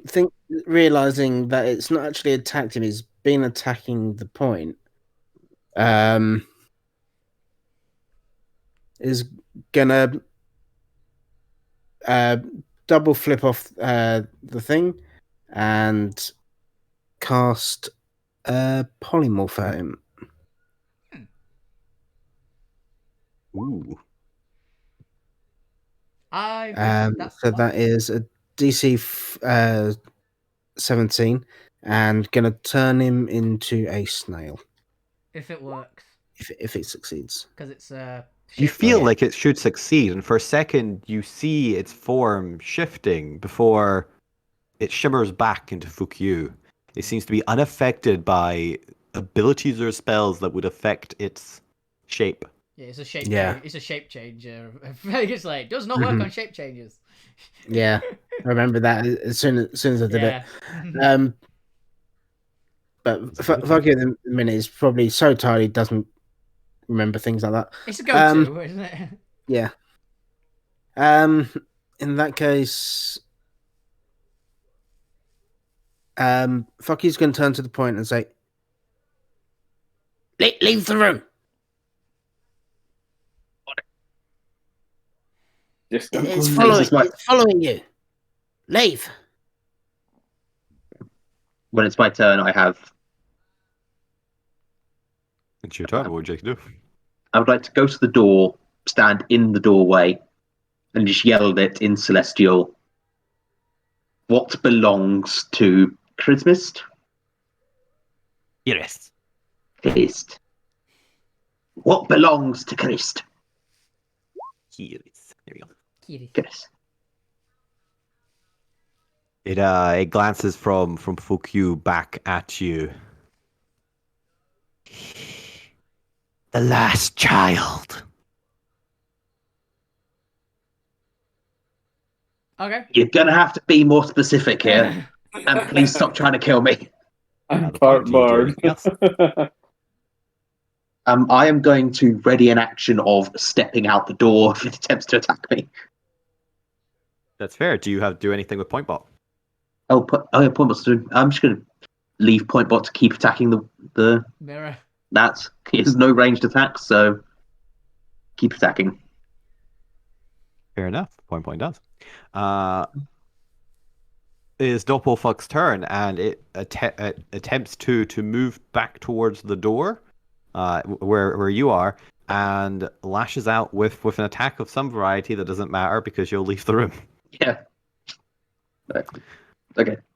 I'm out. Let's see. Does Pointbot cast a reflection? Pointbot doesn't count. Pointbot doesn't have a soul. Sorry, Pointbot. He's still valid. Not that a soul is actually a requirement, but I feel like Might not have a soul, but he can definitely sing the blues. Can it? As you vanish and are no longer reflected in the mirror room, fuck you. You watch as soon as the point exits the room and vanishes from the mirror reflection, so does Doppelfuck. Right. As everything goes quiet, you're left alone with Pointbot smashing the mirror. You also cannot see the point for, after all I said, they're not. Yeah. The corridor is not reflected in the mirror. The point. How long do you stay out in the corridor? You can see into the room. You can actually see into the reflection. In that case, are we out of initiative with Doppelfuck gone, or That depends if you step back into the room. can I cast a spell into the room from out here? Yes. Or Yeah, I was try. gonna say, do you have the door open still? Yeah, door's open. I'm out here. I'm going to cast Shatter on the mirror. You do so. The mirror gets shattered for the second time into even smaller pieces. Make it even harder for us to see each other. Yeah. Yeah, that's all I've got for now. I will stick just my head in. Floating You're head in of the door. Okay, Yeah. you see a pointing head in the door. This does not seem to be enough to warrant Doppelfuck coming back. You seem to have Okay. found a loophole. Okay. do I see the point's head come through the door? Yes, it's just floating there in the void space. Fuck you's gonna say, yeah, so not alone in this room. You might want to go find an adult. As we'll leave the two of those to discuss that for next week. As we head back to the rest of the party, as introductions are being made by Grancelli. So yes, you are the new adventurers in town. I've heard great tell of you. Already the talk of the official circle. I should probably introduce my two other guests. This is Master Ziertik, of an official representative of the establishment. I'm assuming that's the older kobold. It is. And this is his, what do you refer to them? Apprentice. Apprentice Zikoid. Yo, how's it going? Howdy. Hello. I heard some interesting things about you. It's a pleasure to meet you. Nice to meet you too. Yes, well, we've all heard quite a lot about you, but... Well, I'm sure you want to try the delicacy and have some wine before we talk business, although... And she glances at Zormir. I'd be more than happy to get straight down to it if you'd prefer. After all, I run a tight ship and I do appreciate punctuality and efficiency. I appreciate efficiency as well, but trying to hurt these people sometimes is tiring. Alvina, halfway through a mouthful, goes, "We can talk and eat, it's fine." When's on a second cup? As you open the plate, you find none other than the district's specialty. Yay. That also desired sweet potato poutine. Yep. You may eat it upon your next short rest. You will gain the benefits of it. Yeah. But you were saying? I believe we were discussing getting passage to the other districts, and Oh no, that's already in the work. That is not why I wanted to discuss you. The business of the other districts are tangentially important to my business and affairs. No, my focus is much more close at home. I wish to hire you. to do what exactly? Well, you see, it's not escaped my notice that your party arrived 3 days ago, am I correct? Mm-hmm. Yes? And for the last 3 days, we've had disturbances throughout the city. Tales and talk of ghosts and hauntings.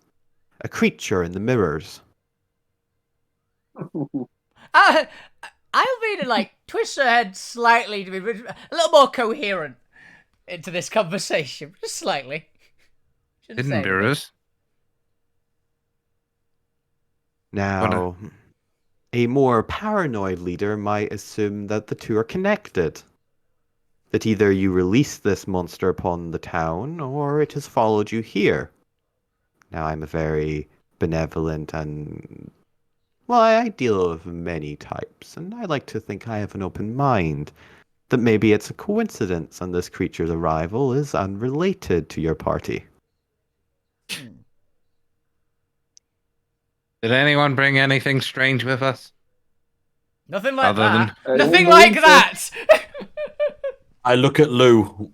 Yeah, I go, nothing even Okay, vaguely like don't look that at kind of me. strange. Everyone knows my kind of strange. They're still on the ship. I'm moving mean- on. I mean, we brought a menagerie of animals. This one, I'm pretty Well, sure not li- they're all accounted for. I got told about them on the. I got a list. but they're mostly pets and things like that. I don't think we'd bring any evil. I mean, even if they did Mirror. somehow get onto the ship, There's no off of the weird ship, mirror things. There's no weird mirror things, and there's nothing Yeah. that can haunt in my Yeah, menagerie. the younger black kobold grins a little bit. Oh yeah, we've heard lots about the very peculiar companions you've brought about. Yes, your old friend was very enlightening in that regard. Hmm? Well, both of them anyway. Well, you know of our companions on the vessel, which they are staying where they're told. Yes, we must thank you though, returning a golden a gold heart child to us. Ah, you've certainly earned favors with the nobility there.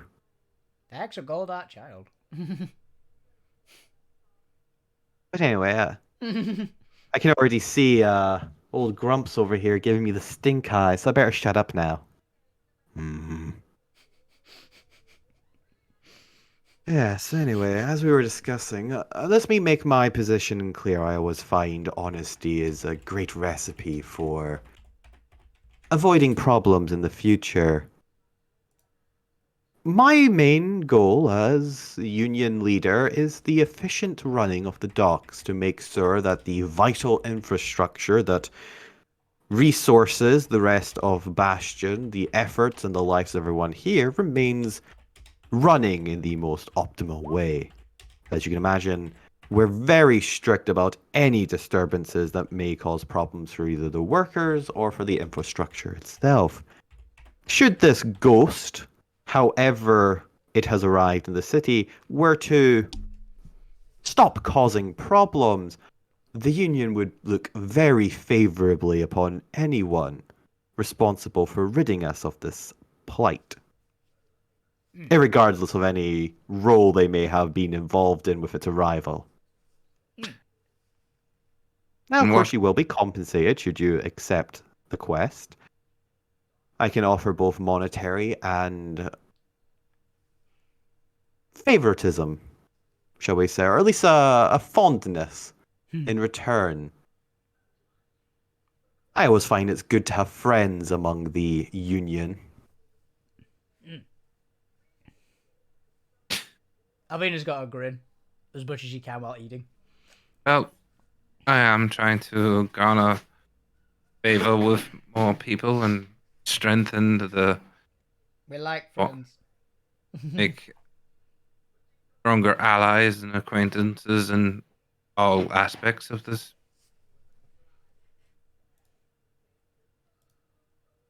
Excellent. Then I assume that you'll accept the quest? Rid Shadow Cove of this mirrorsome menace? Once we find it, we will do utmost to get rid of it. Yes. With that in mind, what would you refer to as Kent? No, just Norman. Yeah, Norman. he's pretty loyal.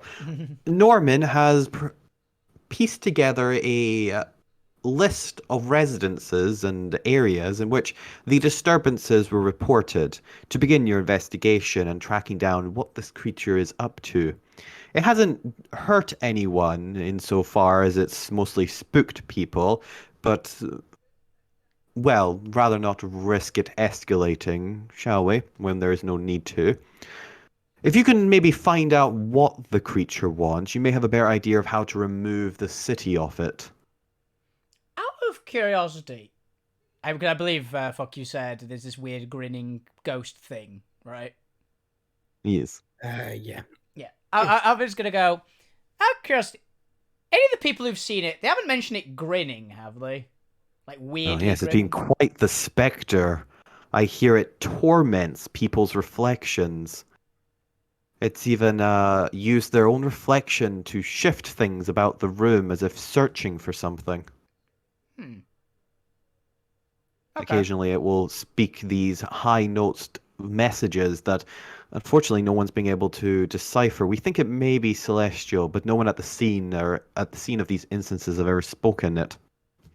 Oh, I know how to. Point speaks celestial. I do as well. There is also another matter, a possibility much more troublesome. Zertik, Yeah. if you would like to inform them about your own organization's worries. The older kobold stares you all down.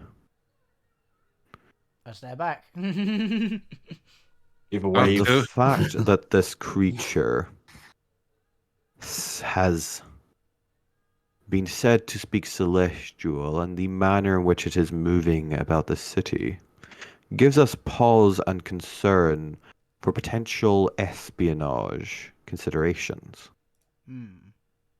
That it might be an agent of the Radiant Empire that has somehow gained access to the city.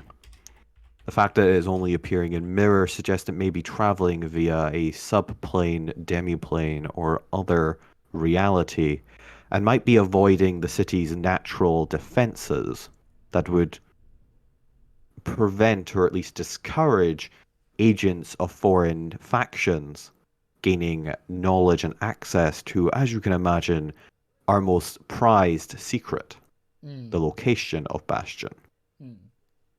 As a secondary objective of great importance, my faction would like you to ascertain if the goal of this creature is that of espionage, what their relationship with the Radiant Empire is, and if they have gleaned knowledge of the city's location, or any fact or knowledge that may be of a lethal detriment to the rebellion, to put the creature down as efficiently and completely as possible. Yeah, he's kind of hinting at the idea of no resurrection. Like, make sure it is dead, so it can't even like come back dead. I think we can accomplish that. Use extreme prejudice. With that, the boys down in the labs, and you see there's a bit of a grin, like a kind of sadistic grin to his lips when he speaks this. I've worked up a little device, still in testing and experimental, that may be able to help you. It'll take some charging from what I've been told, so you unfortunately may not work straight away. But God, let me look it over first, please. As he from under the desk takes out what appears to be almost a like a large radio or like scanner device or handheld scanner with 3 central decreasing rings on the top of it, almost like a ray gun attached to the scanner, and very slowly moves it across the table towards you. As you look at it, Zormir, your immediate thoughts are towards the Arcanite embedded within the device. As well as what appears to be the central coils appear to be made out of twisted silver. With the central kind of there's a small bowl in the top underneath the 3 rings kind of embedded in the device, and you see poking out what appears to be if I just double check what type it was. I did have something in mind here. I need to double check my notes. What type was that? What color? I'm guessing it's another combination. Okay. With a how do I describe this? There's a large crystal and a small crystal embedded in the larger crystal. So the large crystal is that of vermilion, Mm-hmm. the reddish-orange arcanite, with a very small, not quite even a full shard yet. It's almost similar to like how tiny the platinum piece is, like a small bead of copper arcanite. So we've got a whatever copper does laser beam, basically. Oh. Copper. All right. You're aware that copper is the shifting arcanite. It is used for planar travel. Alright. And is defines the laws and boundaries of realities. That certainly is an idea. Now, We'll definitely keep it somewhere. I should emphasize that we will want this device back once you are done with it. It is quite a valuable piece and has used up our very limited supply of raw, pure arcanites. What So power don't does go it use? prying the copper. What charge does it use? You said it needed charging. I think I'll be able to do something with that. Okay. It I mean- requires spectral energy.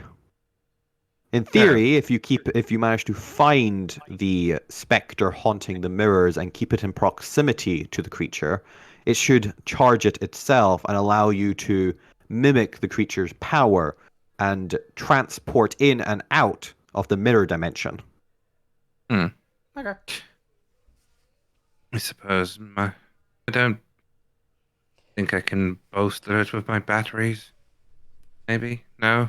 Unfortunately not. We've tried pre-charging with arcane energies, but well, it's been we wouldn't recommend it. I suppose it might Not have the without effect. At least effect 50 foot of lead in between you and it. I suppose it might have the same effect as yellow arcanite, bolstering it too fastly. It can be rather explosive. Oh, interesting.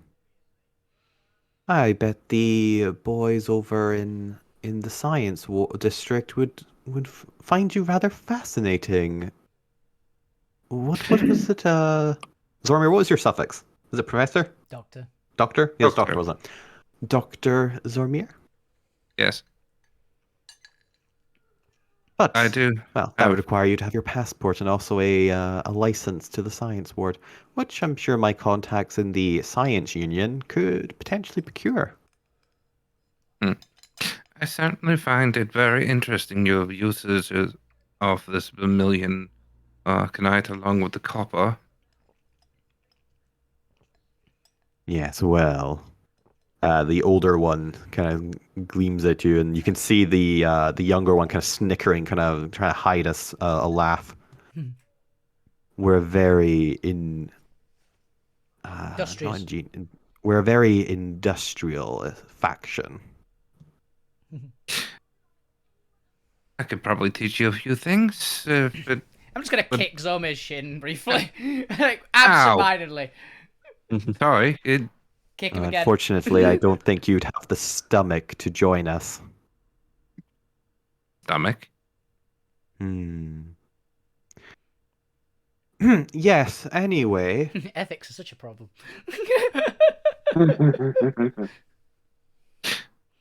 I believe this concludes our meeting. I would quite like it if you got to work straight away. The sooner this creature is removed and eliminated, Oh, the better we'd all sleep at night. Sounds like a plan. we may need some assistance getting into where we think it might be right now. I think I know where it is. We may have. Yeah, glances over at Norman. My personal assistant can provide you access to any restricted area within the city. Perfect. There's not a rock unheard of that the Union can't gain access to. After all, we control the docks. We control the flow. Okay, then we'll need to Perfect. speak to your security then. Oh no, we've got this. We've got the assistant now, so we can get in, and it won't be a problem, right? Yes. Norman kind of trying to stifle a grimace. Yes, your ladyship. It would be my pleasure to Alvino, escort the adventurers wherever they need to go. Alvino with the biggest grin. Yes, Norman. I'm sure Alvina will happily escort you. Yes. Shall we go release your friend now? Mm-hmm. Ooh. Thank you very much for the food. It's fantastic. It's been a pleasure. Thank you glad very you did. much. Come on, Gwent. Enough drinking. No, just one more. You can one drink more, on the please. way. May I just Ooh. formally say, welcome to Shadow Cove. I hope you enjoy your stay here. Thank you very much. As non-disruptive appreciated. as I hope it will be. Mhm. We will do our Well, let's best. hope. I'm towing Gwent out the door as he's grabbing the drawstring. Wait, When it comes to the disruption of the docks, there is no try, there is just do. Well, we don't intend to impede anyone. But as you leave, that is where we're going to end for today. The party, presumably with their new mirror hopping device, And Norman. and Norman head their way late in the evening to the barracks tower. You guys are getting some backup. As the point and Fukyu have a conversation with the point's floating head, and we'll find out more next week of will the party be able to stop the Einsmist. Yeah, Alvina is while walking like down the corridors, essentially stowing the dress in her backpack and pulling the little firefox out. It's going right. Let's try this again then. Thank you all for watching. Thank you all for playing. I hope you had fun. I hope you found some interesting things in the city. Let's see if Fukyu might survive. Yeah, you never know. The point might not now. Yeah, the point might not. Yeah. It's all right. Will the point ever remember what the child is? The last child. Alvina thinks figured it out. No, I've got an idea, but Yeah, I think you might have the same idea as me. Who knows? Who knows? Probably not because. But with that, thank you all and good night. See ya. Bye. Say when you're out. All right. Okay. Chris, that was awesome. That was really cool. I like that. I'm liking this weird storyline. It's currently in. I'm liking this a lot. But yeah, I'll be back on Monday. God fucking damn it, am I tired though? But yeah, thanks Chris for running again. It was awesome. Thank you everyone else for playing, obviously. And yeah, I'll be back on Monday. So have a fantastic evening, everyone. If you keep playing video games, keep it awesome, guys. Oh, the best is Twitch. Enjoy your weekends, guys. Good night. Bye. Bye. Good night. Bye.